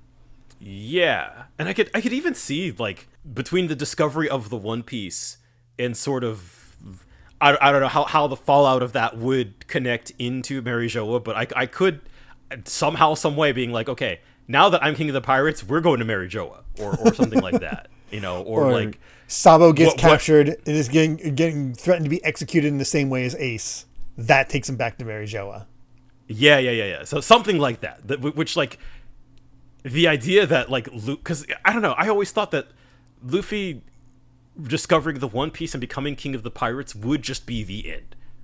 But the more that I think about this and the potential that Luffy could serve as king of the pirates for the final story arc is also very exciting in its own way. Yeah, it does. Oh, man. It all depends on whether if Blackbeard's the final fight, then the king of the pirates is the last thing. If Emu is the final fight, I think what you just described, it could be the final fight. Yeah. Or any number of combination of such things. There's Oda loves to zig when we think he's gonna zag. So but yeah, no, these the way that these plot lines are going does make me think. It does get me to consider a lot of like, where is this going? I know. How are these going to intersect? Because they're going to intersect at some point. It's just a matter of when he decides to do it. Yeah, when and how. Don't know. For sure. Oh gosh. But back to the conversation. I love Eva here. It's like, Sabo, I mean, Flame Emperor boy, you're the one they'll be after most of all. It's like, still not feeling that name. It's like, and Dragon just ignores it. It's like, regardless of the truth behind it, the assassination of King Cobra has turned you into a hero in the people's eyes, which at this point I was still like, Cobra's not dead. Right. From the perspective of the rebellious, anyone affiliated with the world government is an enemy. Of course, there are many wicked kings who oppress their people, but there are also wise and just kings who are capable rulers. King Cobra of Alabasta was known far and wide as a noble leader, a man of great character, but news does not always spread accurately. And Sabo just goes, well, I'm sorry to King Cobra, but this way suits me just fine. Anything that gets the flames of revolution burning, he is just all in, like whatever has to do. It's like, all right, I like that attitude. So let's hear your story then. And he puts the paper in front of him. Tell us the truth behind this article. And there's Cobra bleeding out on the floor off his wheelchair with Sabo standing next to him. King Cobra assassinated. And Iva just says, they've got photographic evidence. Yeah, that seems to have happened. And Eva's just saying, we tearfully begged and pleaded, searching for a reason for you to do this. We all want to believe you. And Dragon's just sort of darkened his eyes as he's taking a drink. Sabo looks at it, and we finally enter the flashback of all right. What happened over 1 month earlier in the land of the gods, Mary Joa, during the Reverie. And we start out with a bang as the revolutionaries are attacking. It's out. The flames are bursting. The celestial dragons are on the run. The food storage has exploded. 4 revolutionary captains have been sighted. We're under attack, and they're all like, blast it all. They're not satisfied just by desecrating the symbol of our nobility. They've got to take our gourmet food too. It's ugly jealousy from nameless peasants. Catch them all and strike off their heads. And I love how every single one of these guys are just ugly. Scumbags. Yeah, just all of them. Terrible. And when that's done, put our security forces to the sword next. They deserve death for letting this happen to us, which just goes to show. Yeah. They're not on your side. They. No. And all while this, all of this chaos is happening, and this poor. I feel like we've seen this guy before. The guy who's getting whipped. This old pirate. I don't know for sure, but I feel he's he might have been from before. I don't know if he had a name, but yeah. He's being forced to carry this guy away from the flames. It's like, pull faster, you lazy mutt. What if something were to happen to me? Enough. I'll walk on my own. Consider yourself terminated, scum. And he gets ready to just shoot him right then and there. And that's when Karasu comes in and snatches the gun away. He's like, who did that? And he's just Karasut. Running into the town. He's able to communicate with him with the bird. He's like, run into town to the east. All right. And they try to shoot him, but guns do nothing. It's like, evacuate the safety sink, Pluming. He's like, all right, pump him full of lead, eradicate him, and nothing done to Karasu there. It's like, he's been eradicated? What is he? And he shifts in there and sets off his Obelish suits, where we learn that he has the soot fruit, which is that's cool. Which is cool. It has nothing to do with crows. No, he's just like, I'm a crow. I'm all about crows. Honestly, Karasu's design is sick. just the cool pose he's doing with it too. Like, it's great. Oh, it's so good. But we move on to other slaves being freed, thanks to a laser shooter. It's like as we see Lindbergh showing off what he can do. It's like, hurry, wait on the east side of town. We're going to get out of here together. And they're all thanking him. It's like, don't worry, don't take me until you're safe. And he sees an explosion in the background. It's like, oh, there they go. And I like how he doesn't have a devil fruit. He just has inventions. So yeah, there you go. And that's when Karasu comes, like, coming this way, liberate them faster, on it. And that's when we see Fujitora here, ready to fight, and they're like Crow Soul Lotus to try to deflect them, and it's not exactly effective, but Rikukyu gets to fight Morley. Which is hilarious. I love this. It's like, a great interplay. Ew, why is this boy so angry all the time? Because you're wrecking the city, obviously. Where did your leader go? Why are you trying to violate my privacy, you perv? Who are you calling a perv? Ew, don't stare at me like that. Yes. And I love this quick little exchange where one of the Celestial Dragons is like, you'll be put to death if anybody gets hurt. And he's like, how do you expect me to do my job? Get out of here, man. He's like thinking to himself, it's like, oh God, I gotta deal with this. Yeah, he's sick of this. He's like, Fujitora, what are you doing? I'm dropping a meteor. No! They're like two admirals. If this weren't the land of the gods, they could wipe the map clean between the two of them. As we're wondering what's going on. This whole Mary Jo is just being warped and all messed up. Yes, and it's crazy. That confirmed that the other members of CP9 are indeed part of CP0 now. Yeah. Every single one of them. Every single one of them. Everybody. Again, how the cover story ended up, I have no idea how that ended up connecting, that they just kind of rejoined. I don't know, but it is kind of interesting to see them again. I actually for some reason the zipper guy who says Chapapa, I don't remember his name, the way that he kind of dressed up in the suit, I feel like I don't remember if his hair was like all like that neat last time we saw him, but like he kind of cleans up. He looks more like a mob boss. It's kind of funny, actually. Yeah, he kind of does. I like the glasses as well. I think they do a lot, and I do love the joke with them about, it's like, because Blue Nose just like, the revolutionaries are putting up a good fight, handicap or not, and the samurai guys like, those army captains are all serious business. And they're weird. Like how they just go, Yagoi, Chapapa. Yeah, exactly. They're weird. I also, the wolf guy, I think he has a scar over his eye looking at him. In that panel. I think he does. I never noticed that. That does look like a scar. I'll keep an eye out for that. Pun not intended. But yeah, no, wow. Funny that literally all of the CP9 guys all got promoted. I know, right? After what happened at Enos Lobby. Maybe they realized they did the best under the circumstances. Like, they're still kind of our top guys. Security. Yeah, well, I feel like incompetence doesn't really go punished in the world government. True. But as they're all struggling, Sabo is sneaking in here to try to free Kuma, because the Karasu's asking, it's like, have you found the collar key yet? It's like, any minute now.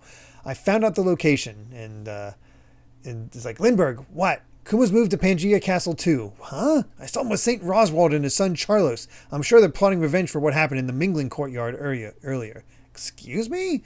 And he's like, yeah, he probably hasn't given up on Princess Shirahoshi yet, which is like, ugh. Yeah, still. Charlos. It's like he's all bandaged up and just going, she will be mine. And just, ugh. Meanwhile, his dad is riding Kuma in the background and is just all like chained up and scratched. It's a horrible sight. Yeah, and we see Shirahoshi chatting happily. He's like, we'll never let him use Kuma like that. Of course we won't. Morley, get ready. You got it. And that's when we spot Bonnie's Bonnie's there trying to find Kuma, which matches up and explains all that, which we kind of figured. And then we have a confrontation between Vivi and Rob Lucci. It's like, will you leave me alone? I'm going to ask Vice Admiral Garp for help, but we're here to protect you. Well, it certainly didn't look that way with Shirahoshi back there. You're not stupid. You know they'll go after her again. And she's giving him a dressing down. It's like, they're not gonna give up. They want her. Yeah. I love seeing Vivi like just sort of. She immediately knows this. She's like, yeah, you guys are worthless. Yeah. Never met Rob Lucci before. Meets him now. Clocks him immediately. Yeah. It's great. And we end with Cobra. It's like, as he's getting ready to have an audience with the 5 elders, but only him.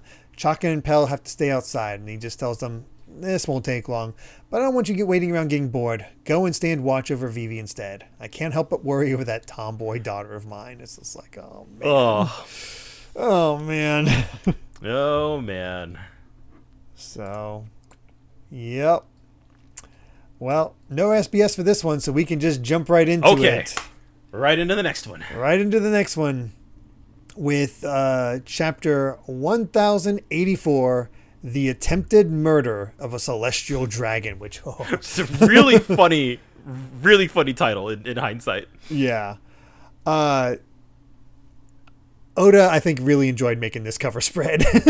I think he did. Yeah, we got a bunch of the girls and Yamato here. Yeah, all in t-shirts and bikini bottoms. Yeah, and yeah, I love the posing for. There's a lot of fun posing with a lot of them, though. I love Bonnie in the background just trying to bite the giant fish. Just trying to the giant fish, yes. Which I think is the Sunny as some sort of koi or whatever, or maybe actually is just a fish. It actually is just a fish that Hancock is also riding on, as well as we have Carrot with a inner tube that's shaped like a Zeus, and even has the hat. Oh, yeah, it has a hat, too. Got Perona here, which I think this is the most color we've ever seen her in. Yeah. But still has the umbrella. I love seeing Tashigi with, I'm blanking on her name, Rebecca. Rebecca. And even Sugar is here. Yeah, even Sugar's there. Yeah. Of all things, Sugar's here. As they're riding a little Mary, and the little Tantata princess, I forget her name off the top of my head, is riding on Rebecca's hands. Shirahoshi, of course, is here, swimming along. Got freaking not page one.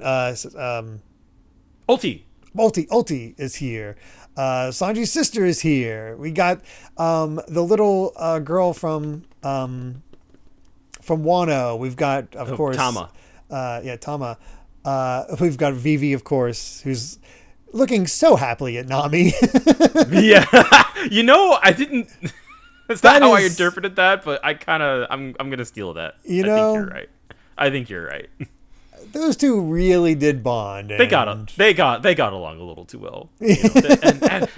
And they were roommates. And roommates, right? Oh, my. Yeah. It is also fun to see that Rebecca and Robin are together because of knowing each other from the time skip. Yeah.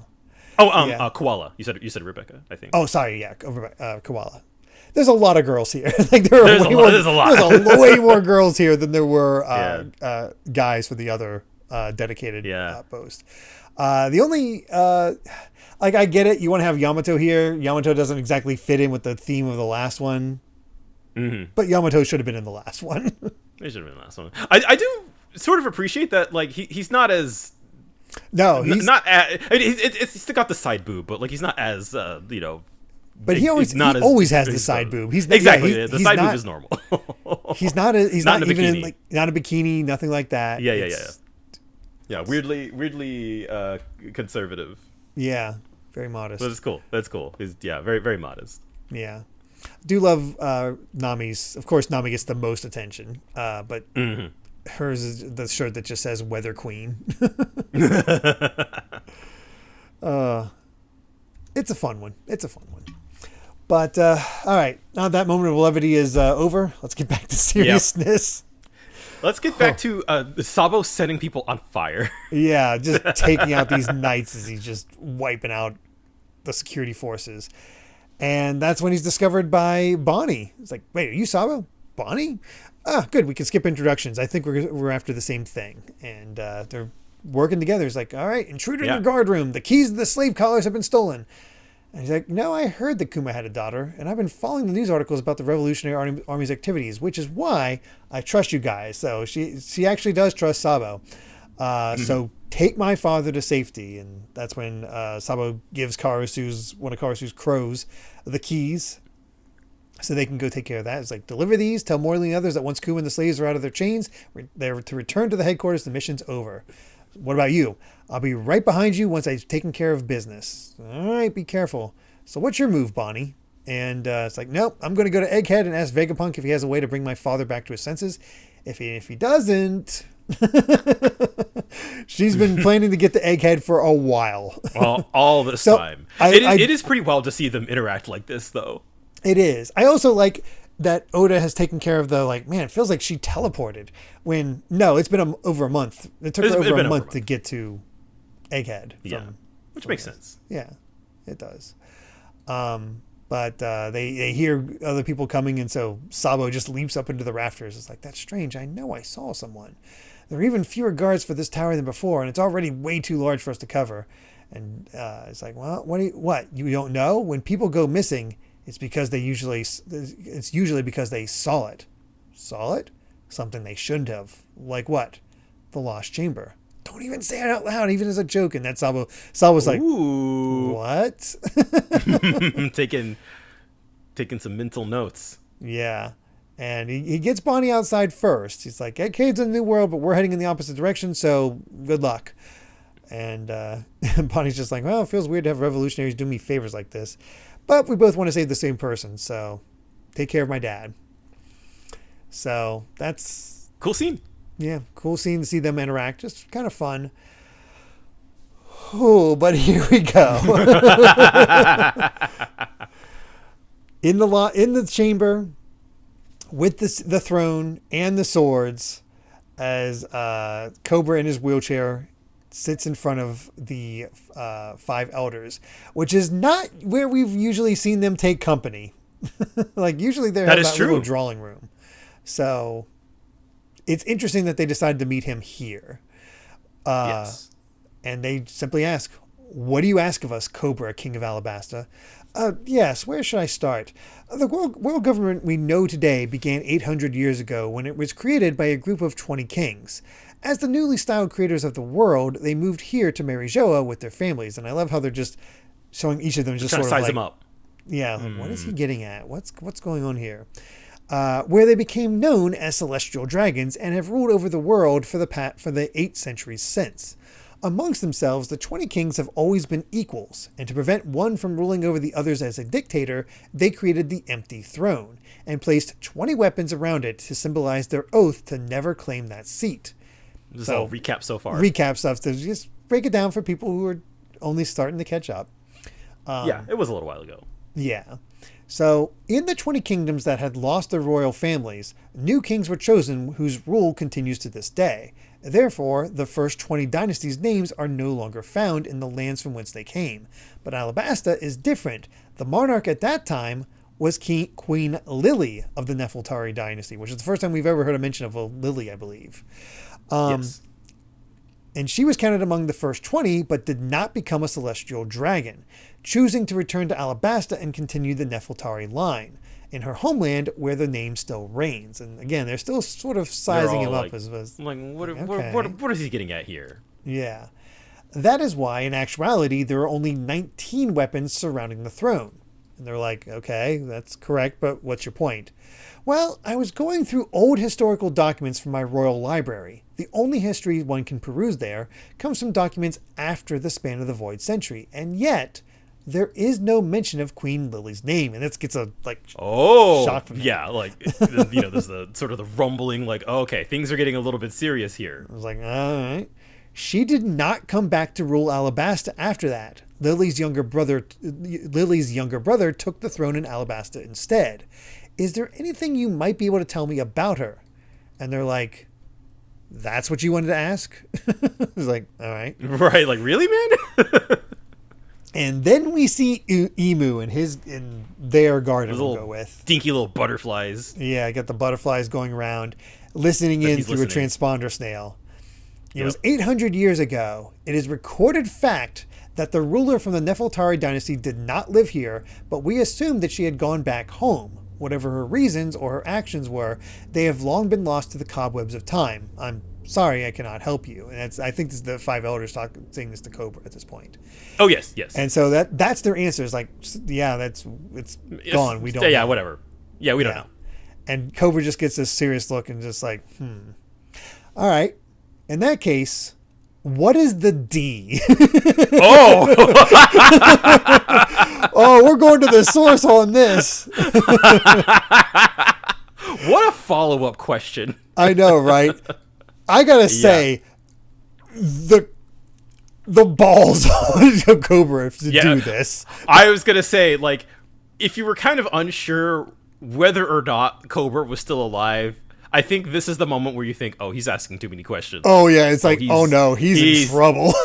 he's digging a little bit too deep. Yep. Oh, no. And that even these one are of the not the elders people that asked that. Yes, this is not. No, absolutely not. But also, I do wonder why he thought, I just want to see what they know. Yeah, I honestly don't think he saw them as a threat. Yeah, because why would you? Yeah, there's no indication that it'd be that big of a concern. Yeah, it's just and even they're like, why would you ask that? And Cobra says, well, you see, there is a brief 800-year-old letter that she passed down through our line of kings, and that is where the scene ends. But it's like, what does he know?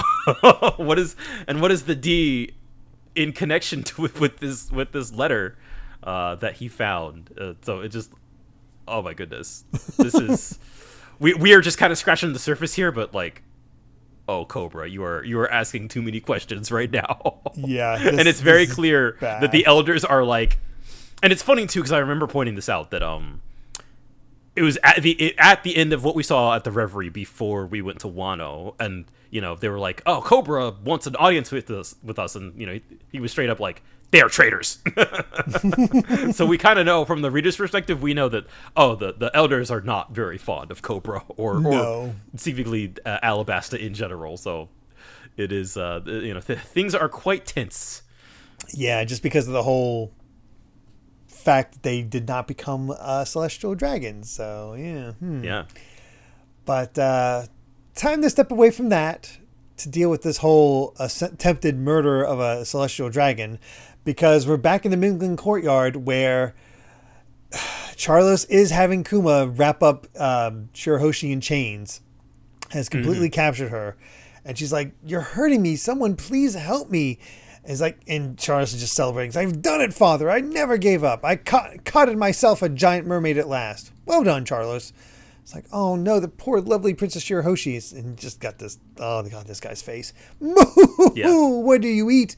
I'll take you on walks every day, my pet. I'll be riding you, and if you don't obey my orders, I'll do unspeakable things to you. It's just disgusting. Yeah, this. Ugh. And she just goes, I refuse. Someone please help me. And it's like, something must be done. And then like these other like royals are here. It's like, something must be done. But Pop and the guards are in the council tower. That leaves only one option. Run away. Well, all right, we're just not going to be dealing with it. She's like, no, come back. We didn't see this. We didn't see anything. We got nothing. She turned us all down anyway. What do we care what happens to her? So, yeah, because see the loyalty here. It's like, hey, mermaid, did you just say you refuse? Don't talk back to me. And that's time for the brothers to come in. It's like, move it. You're like seaweed in my way. It's like, it's the Ryugu princes. It's like, don't try any funny stuff or they'll destroy your home. It's like, I'm sorry for taking my eyes off you, Shirahoshi. We're leaving this horrible place and never coming back. And he's trying to get, unhand her. And that's Kuma, take care of him, and just sends out the mouth blast. And like, they barely dodge. And they're just like, geez, Kuma, the warlord of the sea, reduced to such a wretched state. Come on, Ryuboshi, Mamboshi. We're going to still make an attempt at this. They're like, no. Yes. And Charlos commands them to kill them. Just pay enough money and even royalty will let us get away with it, especially measly fishmen. And that's when Rebecca and the Tantatas spot Shirahoshi. And it's like, how dare he? And that's when we got, I'm blanking on his name. Sai. Sai, that's it. Saying, Mjosgard, can I do it this time? Be my guest. I'll take full responsibility for the outcome. But not you, Fukaboshi. Right. Royalty, stay back. And Fukaboshi's like, what? And, of course, Charlos spots Mjosgard. It's like, there's a price to pay for whacking me earlier. Kuma, kill him, too. It's like, why this double standard, Mjosgard? That's what Fukaboshi's asking. You'd ask us to stand aside when our own sister is? They can simply run away. They have no nation to support. They're pirates. Yes. and we have the two of them coming in with Tantata combat, Ashokan's secret art, drill, tail, hammer, dragon, nail, as the two of them slam into Charlos's face. Yes. Send him drilling into the ground. Oh my god, it's so it's so his body just like scrunches, and they're like, it's all over. He's dead. It's a murder scene. The murder of a celestial dragon. The admirals will be on their way. It's not the same satisfaction I got from Luffy punching him, but it's still satisfying to see him. It's too comical to see of a result. Yeah, but to be fully satisfying. It is awesome to see Leo and Sai doing a combo attack on Charlos. If you had any doubt that these two belonged on the Straw Hat Fleet, bam. It's perfect.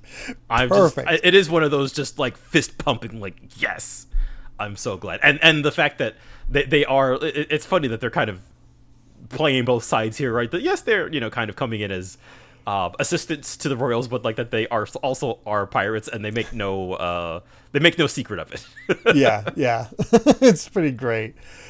Oh gosh. But Kuma's getting ready to attack when here comes Morley. It's like, no, you can't do this. You've done enough. You don't need to listen to orders anymore. Let's go back home. Come back with us. And therefore, of course, others are freaking out. It's like, what is a giant doing here? It's like, Morley got the keys from Kasabo. It's like, who's that? An intruder? It's Morley. It's like, thanks, Karsu. Okay, let's go down. Let's get out of here. So they've secured it. They got Kuma. Now they got him and getting out. And meanwhile, Charlos is flattened like a nail. No, my son. I imagine he's still alive. It's just the they just bonked him. Yeah, he's somehow still surviving all this. Which, damn it. But one day. From that fist pumping action to utter dread, as once again we have Oda putting to use the katak, as Imu steps up the ladder, the stairs, approaches the throne. The elders turn to him. It's like, oh, great Imu, but King Cobra is still present. And Cobra's like, what? And Imu says their first words, Lily. And then takes the seat upon the throne. Oh my God. You can imagine when this chapter came out, we were all like, that's not good. And even the idea that even the five elders are kind of like, my lord, I think you can kind of imply from that, like, his existence is not supposed to be known, right? No. Just the hearing fact that he's Lily coming out was enough for Emu to like, okay, I'm coming out from the garden. It's time for me to take a seat. Yeah, all right. Yeah, let's do this. Oh no. Oh boy. Before we end off though, we do have another SBS. All right. Last one for this set, so we have pure theory crafting from this point on, and whatever happens in 1085. So, first up, why is Rear Admiral Groose's cap visor so long? And because as we go back to the time when he was a kid, Groose was a gloomy kid who always looked down when he walked. This resulted in him bumping into a lot of things: walls, cows, people, pirates. When he bumped into pirates, he was severely hurt. His mother made him wear a cap with a long visor so he wouldn't bump into what's in front of him anymore. That's why it's long. Oh my god. Oh, that's so good. Next up, when I saw Dr. Vegapunk's Pythagoras in chapter 1065, I thought that he looked exactly like Robocon from the tokusatsu show Ganbare Robocon. So I thought it may be a reference. Is that the case? And there's a little picture here that I can send to you so you can see what he looks like. But yeah, look up Ganbare Robocon for those of you at home. Let's see here. Get it over to you, Brandon. And yeah, it's definitely a reference because like, oh yes, you're. Oh yeah. Yeah, it's funny to see just this live action, like he's from Power Rangers. Oh yeah. No, I love stuff like this. Yeah, it's like, yes, you're right. I know this TV show from more than 40 years ago since I was in kindergarten. Yeah, that's Oda and us. We're old. When I think of a robot, this is the shape I want. I remembered this and drew it. By the way, there was a guy named Bara Bara Man who was Robocon's nemesis. I hated it when he showed up to dismantle Robocon. When I think about it now, I can't help but feel like Buggy's persistence is linked. And Translator's Notes, Bara Bara Man was actually from the similar tokusatsu show Robot 8chan, created by the same person as Ganbare Robocon. So, there you go. Oh, I think the joke with Buggy here is because Bada Bada can mean like, that's the name of his devil fruit, but it means like thrown all over the place, spread all out. Oh, I see. That's interesting. And finally, does the name of the Revolutionary Army's deputy commander of the Northern Army, Jiren, the guy who was eating the spyglass, come from Jiren Amos, the main character of Combat Mecha Zabungle? And this is definitely a classic, like 80s. Probably 70s, maybe even 60s show. And he says Zabungle is from the creator of Gundam, Yoshiyuki Tomino. Of course you would know that. I've not seen Zabungle, but I know that it's one of his shows. Yeah. And he goes, "What? How do you know Jiren? I think he's also from an anime from about 40 years ago. I remembered that the face was round and tried to draw it. I can also sing the theme song. Childhood memories are amazing, aren't they?" This would be the equivalent of like, you know what? I'm making this story. I want a character that looks like Darkwing Duck. No, literally, I think so. But I mean, it's funny to see that. Like, I feel like in our kind of modern cartoons, we get that all the time. Like I remember seeing a GameCube in Steven Universe, and I was like, I'm seen. I finally feel seen. Or like all of the weird and all the like the older Cartoon Network shows that had all these kind of esoteric anime references that nobody had any hope of getting at that time. Dexter's Lab had all the Speed Racer references. That all the Speed Racer stuff. Episode is so good. Yeah. So I mean, I get it. Yeah. Oda is just I love seeing the inspirations for Oda. Just how a lot of it just comes down to. It's very. You don't need AI, man. Just pull from your childhood. Exactly. What did I like as a kid? What are my favorite Japanese movies? What are my favorite movies in general? And we see all the kinds of folklore and fairy tales that get kind of pulled in and remixed in one piece. Like it really is just like a hodgepodge of things from our world. But like this creative mind, you can rely on the creative mind to remix it and reinterpret it in your own way. don't need AI for that. You can take that inspiration and do something wholly new with it, or just work it in some random little way that just makes you happy. That is the key. And the more I see, I love the SBSs for just sort of giving me that appreciation for Oda, especially with these reference bits of just how he works as a creator. Exactly. Yeah, I feel the same way. Yeah, and it also it gets me inspired to seek out more stuff. Be like, what true what things? Like, what what things can I find? become a huge? What can I become a huge fan of? To be like, oh, this will inspire me. You know. Yeah, it's that curiosity as a creator. Yeah. You've seen Outlaw Star, right? No, actually. Brandon. I know. Trust me. I know. That's that. If you want inspiration, I remember it being like that looks so. I remember my initial reaction was with a friend. We saw the preview for it. It's like, that looks dumb because it's rather than like a mech, it's just a ship with arms. It's like a regular spaceship, but it has like robot arms coming out to do like hand-to-hand combat or hold a gun and a sword or whatever. That looks dumb. Then you watch the show. It's like, this is freaking awesome. As many such cases. Yep. Anyway, let's get to our final chapter for the set. 1085, The Death of Nefeltari Cobra. Oda has been signaling this for a long time. Yep. It's all about to just have it out there in the title is crazy. Yeah. And I think the only other time this has happened to my memory is Ace. I think so.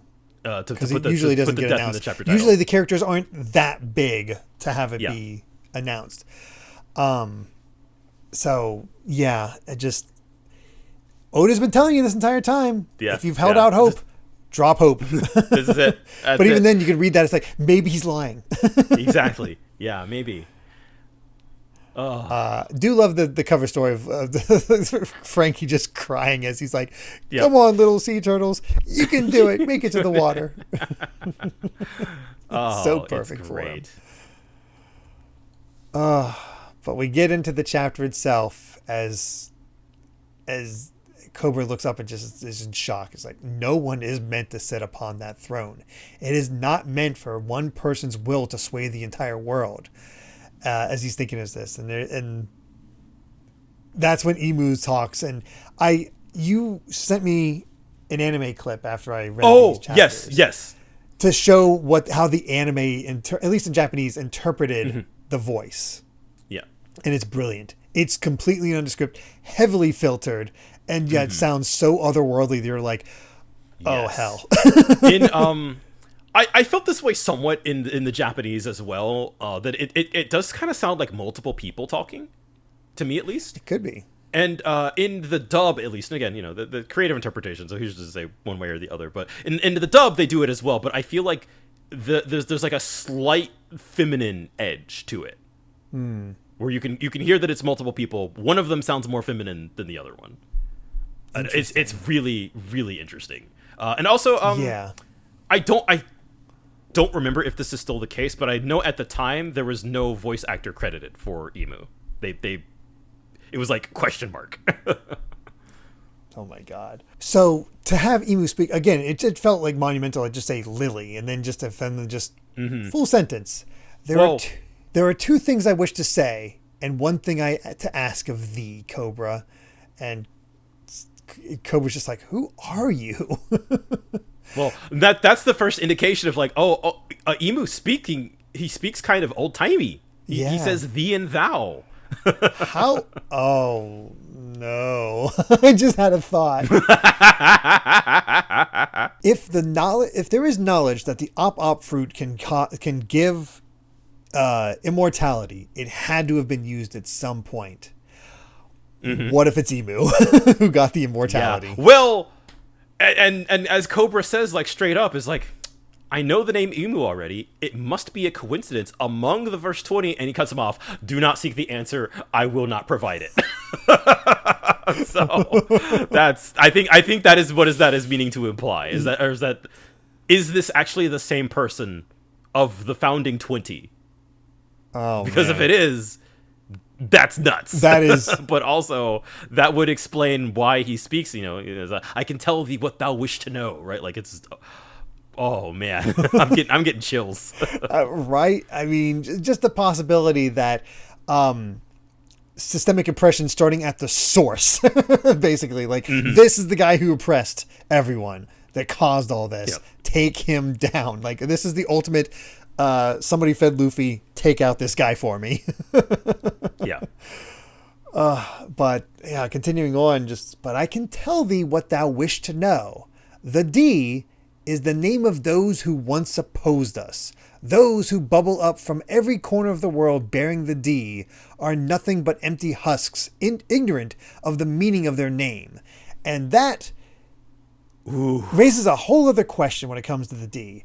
Who designates a D? Why is it decided? Is it passed down in the same way like we see with Garp to Dragon to Luffy? Or is it just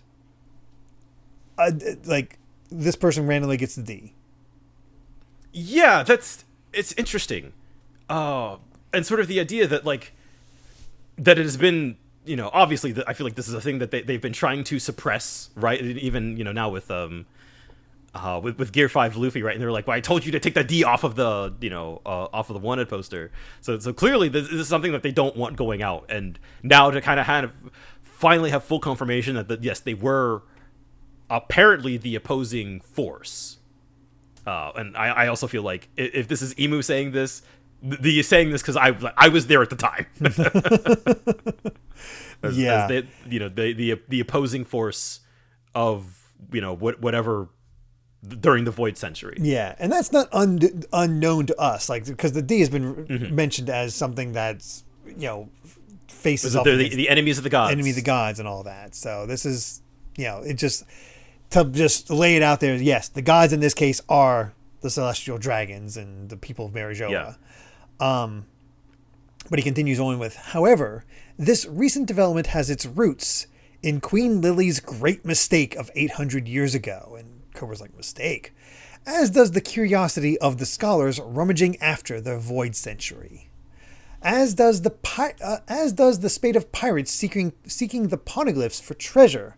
If not for Lily's mistake on that fateful day, the loathsome relics called the poneglyphs would not have been scattered across the world. This is begging for a flashback at some point. Oh, to yeah. Show Lily's mistake, yeah. Lily's fateful day, how the hell the poneglyphs got spread across the world. And that he calls them loathsome relics, which also makes sense, right? That the poneglyphs are kind of basically the last record of the ancient kingdom, right? It's sort of like, we are passing down our story, because they know that this is the only way it will get passed down. And so that these are, obviously Emu and the world government is trying to erase any and all trace of this. But the fact that they even, they cannot be destroyed. This is this thing that just has been, kind of opposing them for so long. But yeah, it's interesting. Yeah. It all ties together, of course. But this unfortunate event of the past has one disastrous potential explanation. Was the liberation of the poneglyphs actually a simple mistake, or was it planned? And that's interesting that they Emu doesn't know. Yeah, that he calls it a mistake, but is also, but what if it wasn't? And just that notion, all of the 5 elders just Glock immediately. Yeah, pull out a pistol. Right, okay, all right. And that's the funny thing, because when I first heard Lily's mistake, I was like, oh, they mistake as in active rebellion against me. That kind of mistake. But no, it seems like they had interpreted it as an actual whoopsie type thing. Yes. It's okay, they can't read it type thing. Yeah, I think mistake in the sense, how I'm kind of choosing to interpret this, especially given that Alabasta was supposed to be one of the founding nations of the world government. So that they were on the side of the world government, and then oopsie, we did an oopsie and released all of the poneglyphs to the world. So that sort of like, oh, we were actually like, I'm maybe getting a little bit ahead of myself here, but I think sort of maybe from their perspective, it was maybe quote unquote a mistake, or something that should not have been done. But if it were planned, that a member nation of the world government had the poneglyphs and just kind of like, oops, I dropped one, Yeah. Suddenly that does reinterpret, and yeah, I do think that Emu in this moment does not know, but also kind of knows, right? It's like, oh yeah, and as he says, the answer to that question must be found within Lily's letter sent to Alabasta. But I've only heard thee speak of Queen Lily of the Nefeltari dynasty. Why do you hide it from Mu?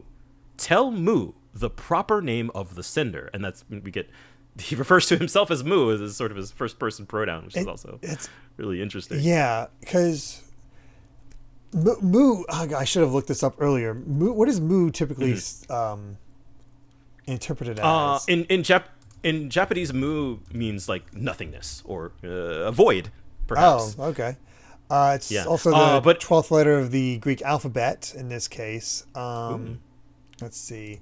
I think there was a lost island of Mu. It's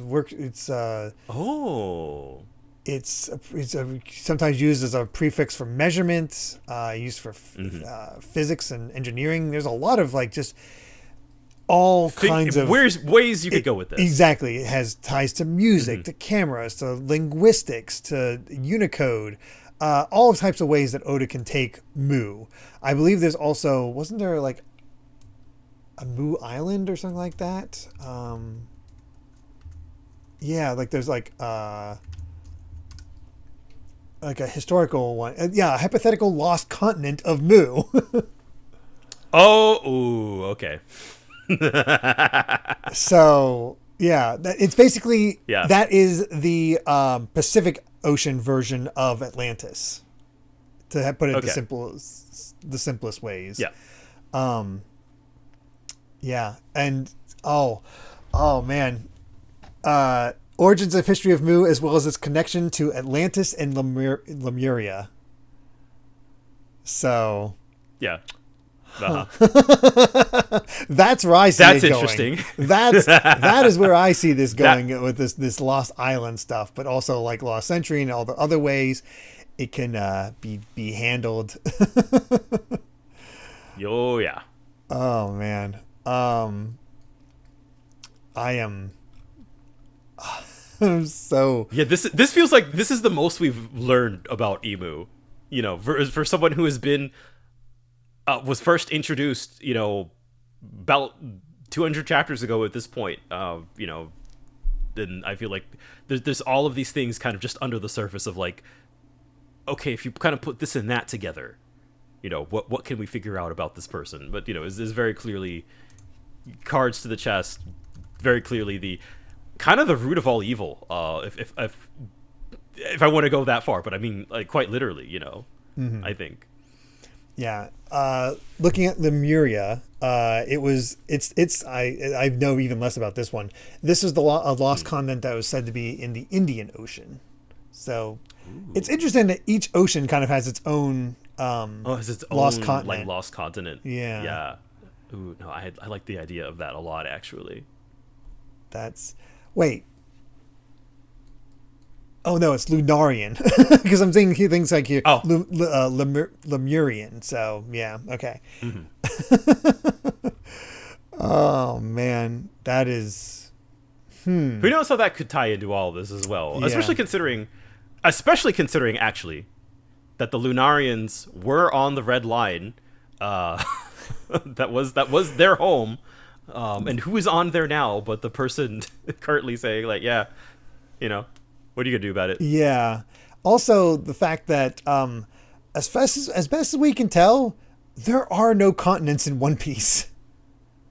Yes. They only the Red Line. Yeah. So it should get you thinking about that. Yeah, that's for sure. God. I love the sheer amount of possibilities Oda could take this, or just multitudes that it could have. Yeah, it's interesting to me because it does feel like, especially now in this moment, I start to feel like this stuff feels like Oda was probably always going to do this from the start. I feel like, especially with how core Alabasta is to all of this, and how core all of this story is to like the identity of the world government as a whole. Like, I think, there are obviously parts of the story that have been expanded on and extrapolated over the years, but I feel like this is kind of like core parts of the lore that have been here since day one. Yeah, it's interesting to be able to sort of point to specific parts of the story and determine that, oh, this was always part of this. This was always part of this. This was always part of the original plan. I'm kind of looking forward to the idea of Oda revealing what the original plan was going to be before he expanded out. Yeah, so. I sort of similarly think this is sort of a tangent, but like the idea that like, oh, we learn about Pluton in Alabasta, and then like, oh, it's in Wano. I feel like there is a version where like that time span was 5 years instead of 25. Yeah, that feels very. But I think possible. Pluton was probably always in Wano. Oh my! It just took a long time to get there. To expand it out like this and just make it feel so natural while still having like the checkpoint flags of your story is so impressive. Yeah. But I love the resolution here of of Cobra being like, well, that settles it. I'm clearly not going to be allowed to leave this room. And he just goes, well, alive. If I told you a lie, leave this room alive. It's like, if I told you a lie, would I escape the blow? It's like no. The moment you saw Great Emu, your fate was sealed. And he starts, his heart's beating. He's like, of course, like the fear's getting into him. It's like, I suppose it was. This is the greatest taboo in the world. And that's when we reveal Sabo's here, listening to it all. He's been listening the whole time, and he's like, what is going on in there? Something is very wrong. So he's kind of like, what even is? He's not quite sure yet. And then we get this, Cobra speaking it out, saying what it is. The letter was signed by the Queen of Alabasta 800 years ago, and her name was Nefeltari D. Lily. And then all you see is that close-up of Emu's eye, and it just sort of like contracts, and he just says D. And then what looks like a black arrow, snake arrow just yeah goes just immediately comes out from Cobra's side, not behind him, not in front, just from the side, pierces right through him, sends him flying off of it. And as that's happening, that's when Sabo jumps in and separates him and Cobra from the elders and Emu with Fire Fist, and then sends Rook Check straight at Emu. This is just right here. He's like, all right, I'll fight you. And Emu's like, calm. Exactly. And then just like locked in eye. Just like, where did thou come from? And then what you see, it's a little hard to see in the manga. You see it a little bit better in the anime. He's still this black blob, but he like the Rook Check attack, he like eats it. He turns into this thing with like, I can't even speak, like massive claws, jaws. Jesus Christ, the jaws, like a animal's jaws almost, and he just like eats it. So it's like, okay, your first question is like, okay, what on God's name even is Emu at this point? And then you turn the page and you see all of these giant blobs that were the elders, all surrounding Sabo. And it seems like the one up top was probably Emu, and then we have, I believe so, 4. We do have 4 below, but then there's another point where we see 5. 5. They each have them, but like one looks kind of like a bull, one kind of looks like a bird, one kind of looks like a pig, or maybe like a hippo, like the giant like tusk almost. And then you have one that's just like a shady guy. It's like, what? Yeah. Oh. The 5 elders can fight. Yes. Oh, no. They are, if I may be so presumptuous, nightmare creatures. Yeah. They are, surprise. It always felt like just these 5 withered old men that really can't do much, just sort of dictating the world. Always just Yeah, they were always just looking at things from afar, grumbling about, this or that thing, and it's just like, this is, I feel like, just one of those like in-game level, yeah. They're, and then this is what we're kind of doing with them. As you quickly pointed out to me, as I was like freaking out about this as I was reading it, one of these guys is headed to Egghead. Yes. The reveal that the 5 elders are all like eldritch creatures, and then the kind of it sets in like, oh, we're gonna have to deal with one of those guys. That's the curious part. Okay, we have to deal with one of those guys, but are we? Is Luffy strong enough to take care of one of these things? It's right hard to tell because we don't see them do anything. Yeah, they just kind of chase him, Yeah, because Sabo's like, okay, I gotta get Cobra out of here, so I gotta go. Because he even says, I would have liked to take you all down right now, but I think there was such a diabolical truth at the pinnacle of the world, and that's when we see him with the standing over Cobra, where Snail takes a picture of him. That's how they get the picture, how they could blame it on him, and there you go. Cobra immediately clocks. Is like, you're Luffy's brother. You would save me despite being a revolutionary. Our enemies aren't the kings. It's those guys above you. How do you know Luffy, though? He saved my life. Sounds like Luffy. And then he just, that panel of him just trying to run from the elders in Emu as they just bear down on him with this darkness. Horrifying. Yeah. What a crazy twist. Should also be, you mentioned Eldritch Abominations. It should be noted that Mu happened to be a location for some of blanking on the guy's name, Cthulhu myth, H.P. Lovecraft, Lovecraftian tales, where Mu was the setting for a lot of this. So there's a lot of get Lovecraft in here. I kind of think, I mean, I feel this sort of reveal, I feel like, is like, one, like, are these devil fruits? Like, what? I mean, they what look is animal this? in nature, so yeah. But like, I get like animal-ish, and there's one who's just a dude. So, but I do feel like this does like breaks open the door in terms of like, like what kind of dark secrets are actually like waiting at the center of One Piece's world. Yeah. Appropriately kind of enough, the door down. Mu appears in numerous Cthulhu mythos stories. Yeah. I mean, surprise me. Yeah. If we're gonna have lots of water, Cthulhu makes sense. And then there's this other thing called the Zothic Legend Cycle. Which was a series of short stories by Lynn Carter. They're based on the Cthulhu mythos of Lovecraft. So, yeah, I don't know. I don't know. I kind of don't know either, which is great. Yeah, oh man, Yeah. I don't know exactly where they're gonna go for it. But I'm like I said, I like that Oda can pull from so much. Who knows what these guys are? This indication to me is like, oh yeah, we're not done yet.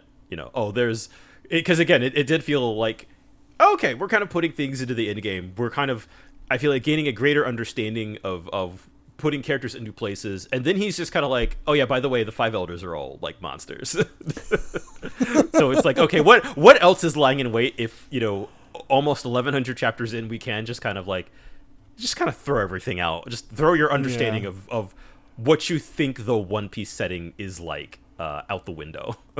Yeah. It's also really funny that with Oda, that I could look at those shapes and be like, okay, these things are either utterly terrifying once you get them out of the shadows, or they're completely goofy. Oh yeah, there's no in between. No. Yeah, like, and I do like that they, as blobs right now, they are actually pretty terrifying. Yeah. Like there's a few bits like in the one page where it's the two horned beasts on the side, with Sabo standing over Cobra. Those are the ones that look like the goofiest, like just a sad cow with horns and like a sad hippo with tusks, or maybe a boar, in that way. So I don't know. That's the fun of Oda. I'm excited to see which direction he goes with those. Yes. Absolutely bonkers. But yeah, Sabo grabs hold of Cobra and he just starts shouting. He was like, "You can escape on your own. It's too late for me. Put me down." I was like, "No, I'm saving you." And Cobra just says, "No, I've realized something today. You must not die here. Send a message to Luffy and Vivi." And he's like, "Wait, Luffy and Princess Vivi? Tell them that we also bear the D." Dude. Which tells to me that the D gets passed down, and maybe they just aren't aware of it. So it is very likely that he is Nefeltari D Cobra, and it's Nefeltari D Vivi, which... Oh, no, hold on. Say that again. Say it again. Nefeltari D Vivi. Okay, good. It just... It feels good. Yep.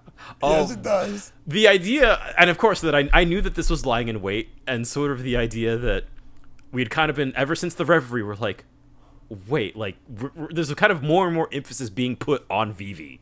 And just sort of like, wait, is Vivi going to play a large role in the story? To only have it culminate here, to reveal that she also has the will of D. And it also makes so much... I can't explain why, but it makes so much sense in It feels like it makes sense. Like, yeah, it's one of those things where it's not like, oh, we just so happen. Like, we came across so many Ds, but the fact that she's been in the background for, 900 chapters. Yeah. And just getting this reveal, it doesn't feel like, oh, it's a small world type thing. It's like, no, this was built to. Yeah, no. There are things that do kind of annoy me. I don't want to give Oda like a complete pass, because but I think this in particular is like, no, yeah, this makes sense. He's definitely had times where like, the Straw Hats get here at just the right time, just so happened. Even Egghead could be labeled as such. Yeah, and there are some characters who are like, oh, you're actually this, or you're related to this other character. That like those kinds of details can make the world feel smaller in a way that I don't really love, and I do think there are a few things coming up that Oda does where I'm like, not really a fan of that, but it's more of a nitpick, I feel like, more than an actual problem. Yeah, and like, I don't know, I'm kind of at this point where like, until we know what the D is, anybody and everybody, could be one, because it is such like shrouded in mystery. But just sort of the idea that like, I like the sense that a lot of them don't even know. Yeah, they don't know, and nobody seems to really know the significance other than, Imu and the elders themselves, which I guess is all part of the plan, but, True. But we get Cobra saying, "At last, I see a way forward for Alabasta," and that just gets Sabo shocked and flashing back. It's like, is it a fluke? You guys both have a D in your name. Oh, you're right. Well, I don't care what my name is. You want a D, Sabo? Huh? Sa-D-Bo. That's not where it goes, and they're just laughing at it. Yeah, we've got the flashback with all three of them as kids. It's cute. So he's aware of the D, but then all of a sudden here comes Imu again with that arrow just coming in, just slashing, getting Sabo in the side and Cobra. Yeah, so he's. I was kind of coping like, maybe. No, I think he's toast. Yeah. And the way that this has to be situated where some of his words are taken over because he's, bleeding standing to his feet. Mm-hmm. And he just goes, the poneglyphs, and he's actually saying what the letter is. The poneglyphs, and it's just growl, and you can just make out, must be protected. Mm-hmm. Bear the flag of the dawn against something world. Nefeltari D. Lily. Man, the flag of the dawn. It's coming. It's coming. Everything about the dawn I thought was related to frickin' Wano. Right. No. It turns out it's way more important. Oh my god. Yeah. What is it about the poneglyphs and the I'm actually mostly fixated on the what-ing world. Mm-hmm. Like what did she mean by that, and what does that have to do with the poneglyphs? And I also am I read the first part as not as must be recollected. Oh, that could be. I saw. It looks like I do see an O there before the dash. That is true. So I just went to protect. I think protect. It's same thing really at this point. Yeah. The poneglyphs are the key to all. Who knows of this. how it's covered up in Japanese and the translators? That is also true. Let's do our best. Yeah. I remember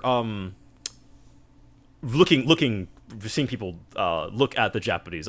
So I know for sure that the Japanese also has the something world, but you don't see what the verb is. Mm-hmm. So but like the blank ing world is also what is exposed, but it is still like what is going on here? I know, right? We already knew that like the poneglyphs were already important, but like this really feels like that they have now suddenly become the key to everything, and that was always true. We know that Laughtail basically is where all of the answers are, but sort of the idea of like just how important it is to get the truth out there goes way beyond like getting to Laughtail and becoming king of the pirates. It's also really funny to think back and think like, man, Roger had it easy.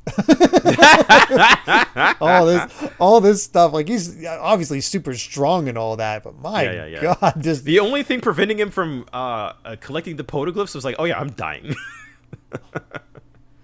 I think what it came down to with Roger was just like I don't think they expected it to ever happen. Yeah, like, exactly. He was a complete wild card, which I mean fits the D. Yeah. But man, then we get into this where it's just like Sabo's just shouting, like he's saying, "I'm counting on you, Sabo," and Sabo's just shouting out, "King Cobra, you must survive." And that's when they say, "Who's there?" As you know, Cobra's dead body, and there's a hole in the wall, and who is looking at this? Why was a certain person with Vivi at Morgan's? He got whacked. I can't believe it. Cobra's dead. I hated the guy, but I ain't so low that I'd celebrate it. I just had to see that, didn't I? I just had to learn the truth of the darkness in the government. And it's Wapple. He's just like, I didn't want to know. Who was that? My life is over. This is the most buggy he's ever felt. It really, really is. And I'm glad that we have this brief bit of levity on what was otherwise a pretty dark chapter. I know, right? And we cut to the round table council room and said they were talking. It's like, it seems King Cobra and King Wapple are late. I've just gotten word that they wish us to proceed without them. I suppose Cobra's impassioned speech left them tuckered out. Well, he must be satisfied with the ruling on the 7 warlords.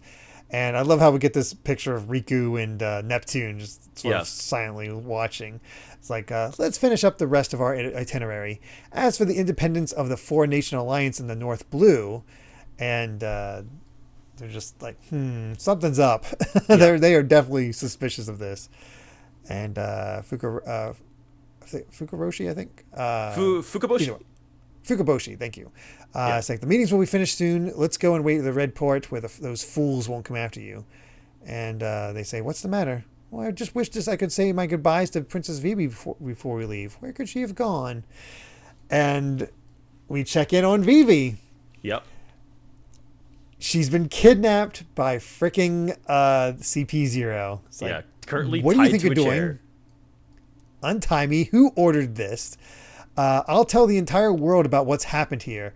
And Jabra, we got our reintroductions. Like, there's Jabra, and yep, he does have a scar over his eye now. Yeah. Wow. And he's like, you're too honest for your own good. What kidnapper's going to let you go after a threat like that, headstrong woman? It's like, and of course, there's Khalifa. I was like, I don't think you're getting out of this one, princess. You'll go down as missing and end up as someone's pet. So they're going to sell her into slavery. They're just going to sell her off. Yeah, exactly.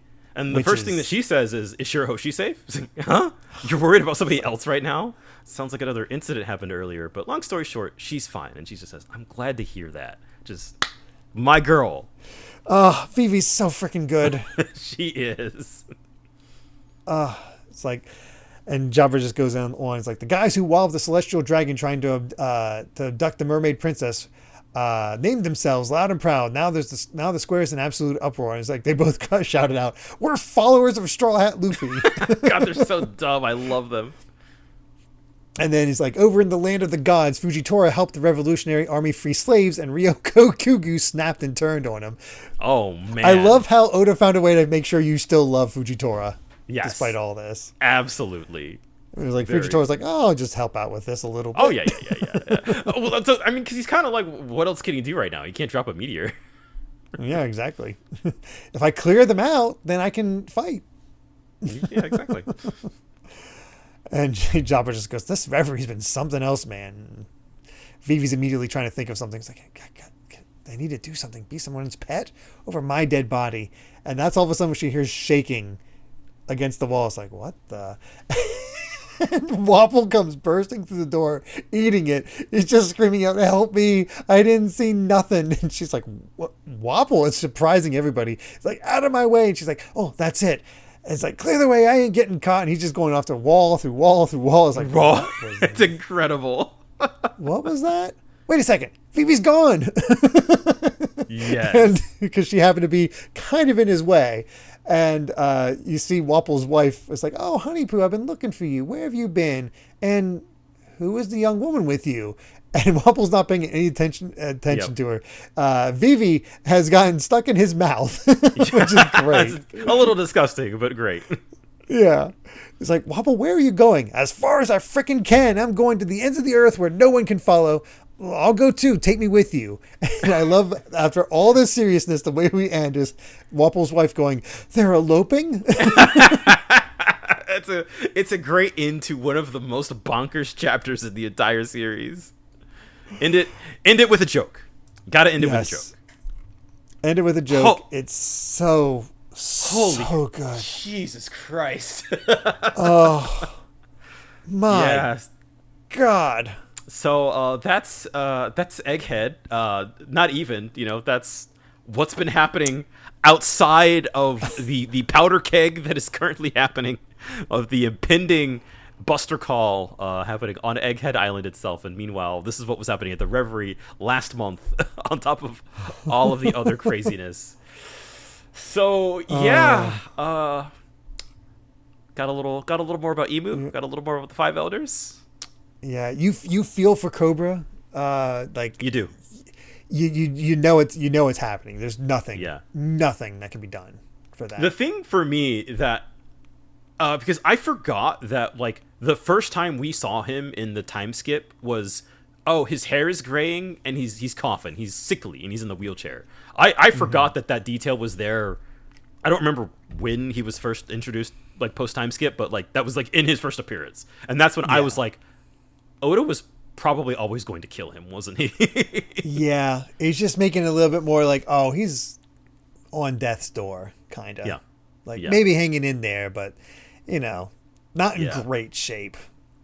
So that's before we get into the Ebu of it all, but like sort of the implications for what that means of now that we've been known where Vivi is, she's with Morgan's with Wapple, but like if Alabasta is currently without a ruler, right? Like and if Alabasta is kind of now really important to kind of the end game and perhaps even the truth behind the poneglyphs themselves, where does Vivi play a role in all of that? But also, Vivi is also now kind of a wild card, which is like awesome.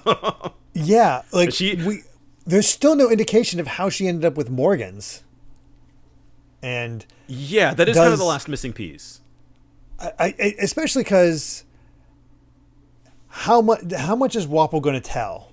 That's the other thing. He knows about Emu. He saw Cobra get who killed Cobra.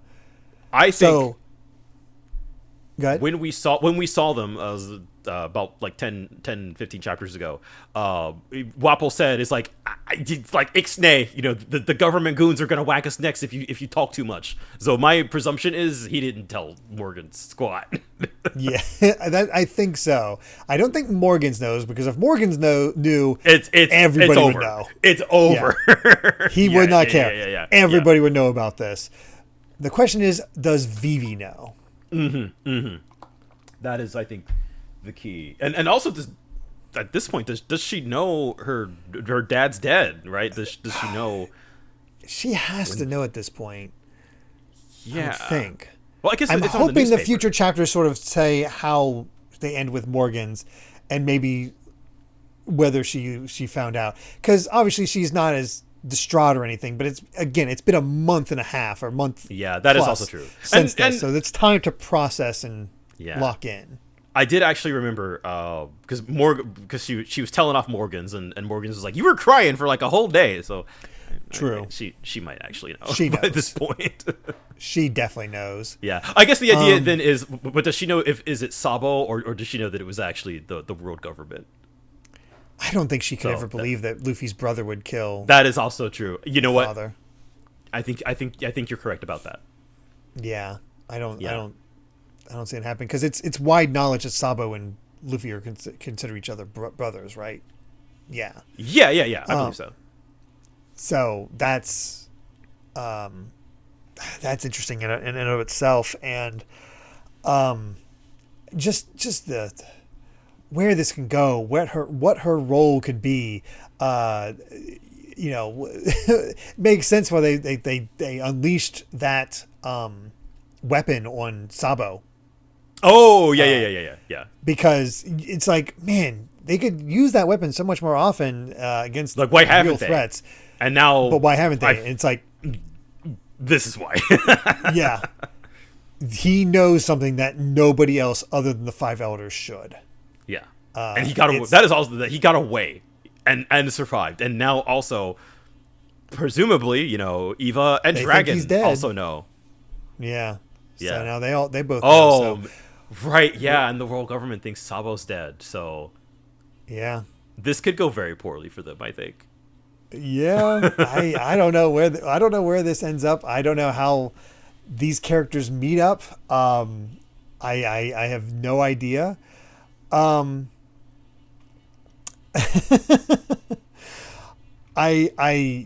want to talk about, before we end things off, though, on some theories that you brought up. These chapters. Yes, I brought these up please, because I was like, there's so much to talk about with this. Yeah. So you said to me, do you remember what your crackpot theory was? Yes. We'll start with the top and work our way down. Okay, let's start at the top. I think, and this is not my theory. This is just me. Right. I'm sure other people discussed. have this theory. Yeah, this has been heavily discussed. I think that Queen Lily was the original user of the pawpaw fruit, and that is how she liberated the poneglyphs across the entire world. Which that makes complete sense. It is kind of, how would they end up everywhere, even in Skypiea? Right, yeah, in Skypiea of all places. Yeah, and honestly, yeah, there's they're literally all over the place, and seemingly at random too, right? Yeah.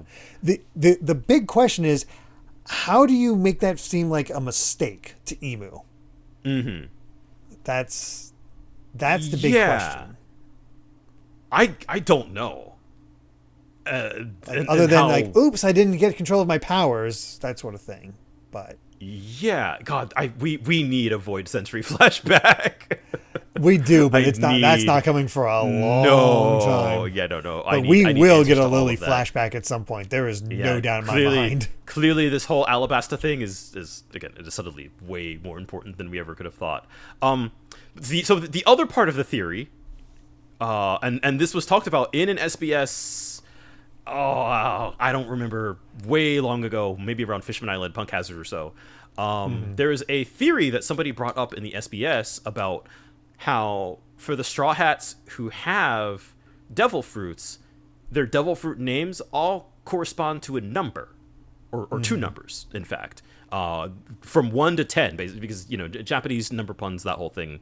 Like Gomu Gomu, Go is 5, Go is 5, and Mu can be read as 6. So right, like that, and so that if all of their devil fruits by their Japanese names 1 to 10, except the only ones that are missing are 2 and 9, which is the Nikyu fruit or the Paw fruit. And when somebody brought this theory to the SBS, Oda was like, in his very typical way of spoiling something without spoiling, where he was like, I don't know what you're talking about. Next question, right? Like, very panicked.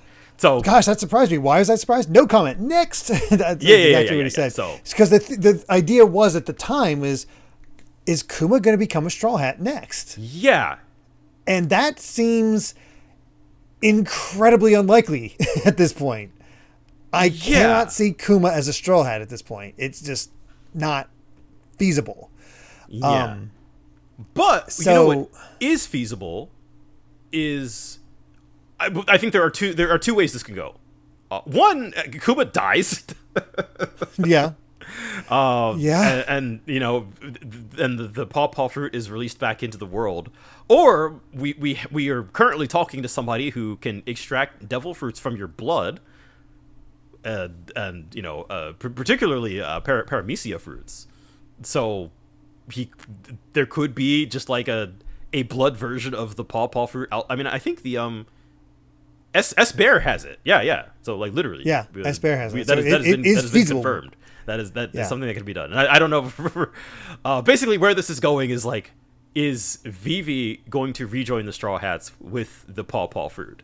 And I feel like now that we know that Queen Lily was a D and that she is a D, and that we have all of the stuff about, what Emu said about like, that they are all ignorant husks, unaware of like the meaning of the name.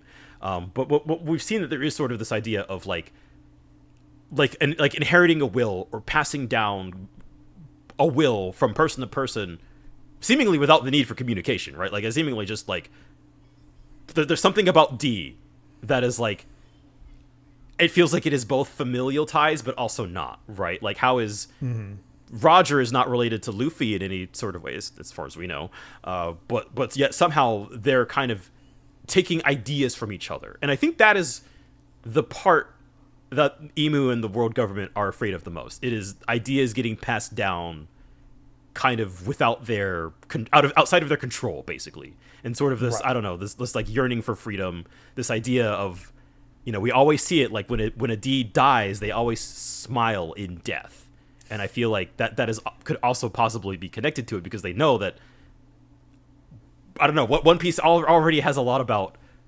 when do you die, you die when you're forgotten, that sort of thing, right? So the idea that D's origin maybe are, in some ways, their ideas are immortal because they have some way to kind of pass it on from one person to the next. I don't know.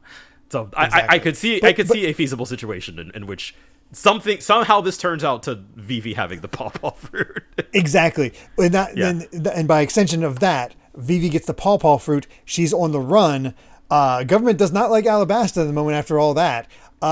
Hey, suddenly really easy to become a pirate and a member of the Straw Hats.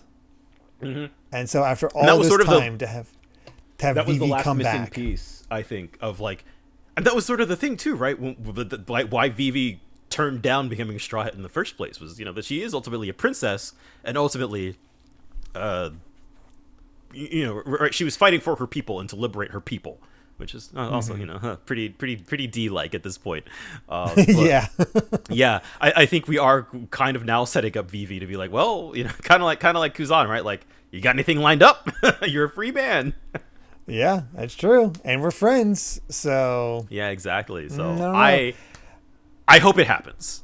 I so desperately hope. Vivi rejoining the Straw Hats. I will forgive everything Oda has done about Yamato. all that will they, won't they? I'll be honest. Don't care. Screw Yamato. Yeah. If I had to choose, give me Vivi all day, every day. So if like, Vivi now has the will of D. That is this is huge. That is a massive thing. And, one of the most you said there's characters. even like you showed me there's anime evidence because like you said there's this bit in the first in the opening where it flashes through a bunch of characters, then Vivi before transitioning into Bonnie grabbing Kuma's memories. So. Yeah. That to me is like I don't know how much they know. Yeah. But it is one of those like, is that a coincidence or what? I have see, this is no idea. This is the stuff that I love because now I have no clue, dude. So I can just be like, the sheer potential of this is a crazy crackpot Vivi ending up with them, which could easily happen after, because who knows what she's up to while they're on Elbaf, but after Elbaf to have her join up or meet them again or whatever. Who knows what they're finding, because they know Cobra died. So there's all that. I guess it also brings up the point of like Robin's like, there's other things happening with people we know, but I'll just keep you to that. I guess one of the other things would be the fact that the attack on Charlos. Oh yeah. Luffy. That's true. No, which Luffy would just be proud of. Yeah, let the fleet handle that. They're fine. They got this. Yeah. No, that's so funny. I couldn't tell, man. No, this set of chapters is incredible, and I feel like as we see more and more of the outside world, it really does become evident of like we are into the final saga. Things are unraveling very fast. It's really interesting which characters are getting put into place, which ones are having a role, because you wouldn't think Buggy Hat would have a role. Yeah, he does. You wouldn't think Wobble has a role. Right. He does. He's also Vivi. You could see having a role, but the way she gets put into that role, unexpected. Right. Yeah, and what of Kuzan? What of Garp? Like. Where's Law and Kid are out. Where are they gonna wash up, or are they just gonna watch the rest of the manga from the sidelines? Like, it's hard to say, but just like, it's incredible that all of these we are seeing all these moving parts while Egghead is eggheading, while we have been setting up all this, basically going to war with the world government, and then it's just like, oh yeah, here's what we've been like the past 7 chapters of like, oh yeah, here's all this nonsense. Yeah. It's great. I'm currently no no indication of when we'll cut back to Egghead. Yeah, I have no idea. There could be another 2 or 3 chapters of Sabo relating what happened and all the events of the Reverie. We still have what's going on with Garp. Like, Egghead somehow feels like one of the least important. Like, the stuff happening there is somehow the least important, but also still really important. Yeah, it will not feel that way for long. Trust me. I believe it. But yeah, now we still have a flashback to get to, which who knows what that'll answer. Yeah, no, we're nowhere near done. The roller coaster. I think we're still like we're going up. We're going up the hill currently. I'm utterly blown away by it. The so many reveals. I love it to death. Yeah. No, it really does. Egghead was already felt like this from the start, that it felt like a reward for people who've been invested for this long, of just like, I'm gonna pay off this, I'm gonna pay off that, and then this set, and Oda is like, oh, you thought we were done? Here's 10 more mysteries to layer in with 10 more things that I'm gonna pay off.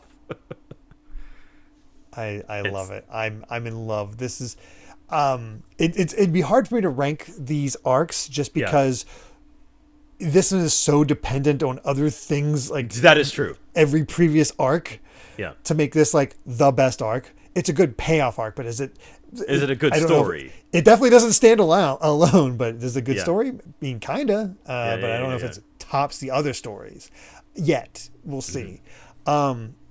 So I don't know. I'm just I don't know. We still got a long ways to go, my friend. We're still early, but Brandon, it is going to be hell to go week to week after all this. It is. It absolutely is. I've been spoiled for like just having that nice, comfy ride. 5 chapters a week, slow but steady. Seeing it all, and then we get to this and like, oh no, great. It's gonna be rough. Yeah, no, we've got 105 chapters left. It's not great. What can I tell you? But I can also say that this is. I would be a little bit surprised if this is our longest Egghead episode. I would be a little bit surprised. There are a couple that I'm like, that's probably the longest set in this arc. I knew this would be a long one though. We already broke the record, so. Oh yeah. Jeez. Good God. We'll see though. We'll see. So sometimes I'm surprised at how quickly we go through stuff. So it really just it depends. True. It depends. But yeah, no, this is one that I'm glad. I'm so glad. I've been again since Skypiea, since we were on Skypiea. Oh, I get it. I've been waiting to talk about this stuff. There's a reason at this point I read the chapters twice a week because I can't. There's so much to take in at this point. I know, right? Yeah. I mean, I have to get the initial reaction, and then I have to just kind of process it again before we get into the discussion. Yeah. And then, of course, I have the third time where I really get nitty gritty with the details with you. Yeah, as we go through these. Yeah, no, it's fantastic. That's a great way to do it, honestly. It is. I love pulling apart every detail like this. And as we see, like, you know, there's folks in like the YouTube comments and stuff, and I'm like, oh, there's stuff that I didn't even see. That I didn't even pull out. So like this, God, no. I One Piece really rewards you the deeper you dive. Yeah. Yeah. Absolutely. I mean, just look. So much. I'm sure One Piece fans just started combing through every bit of information about Mu. yes. Oh yeah. There's some stuff that I think has been debunked, so I don't feel the need to go into it. But and some stuff that is like kind of based on some misreadings of Japanese here and there. But yeah, there were a lot of really interesting, like, oh yeah, what is he at this point, or what kind of relation does he have to real life lore that Oda could be pulling from? Yeah, same. Oh boy, but with that, I believe we've said all we've wanted to say about chapters 1081 to 1085 of One Piece. Thank you so much for listening, and you can find more of my ramblings and stream VODs over at BitNerd Games on YouTube, or simply BitNerd on BlueSky. And Brandon, where can everyone find you at? I am Brandon Bovia on BlueSky, talking about anime, manga, games in my job. Actually, I haven't really been talking. I haven't been posting much on social media, so I guess I can't say that. But you know, it is what it is. I'm working on stuff. I'll talk about it. Follow me for all that. Exactly. And if you'd like to help us out more, you can support the podcast over at patreon.com/Derrick Bittner. That's DerrickBitner to listen to the next episode ad-free 3 days early, as well as patron-exclusive bonus episodes. And make sure to return next time as we discuss chapters 1086 to 1090 of One Piece. So until then, my friends, bye. Remember to take life one piece at a time.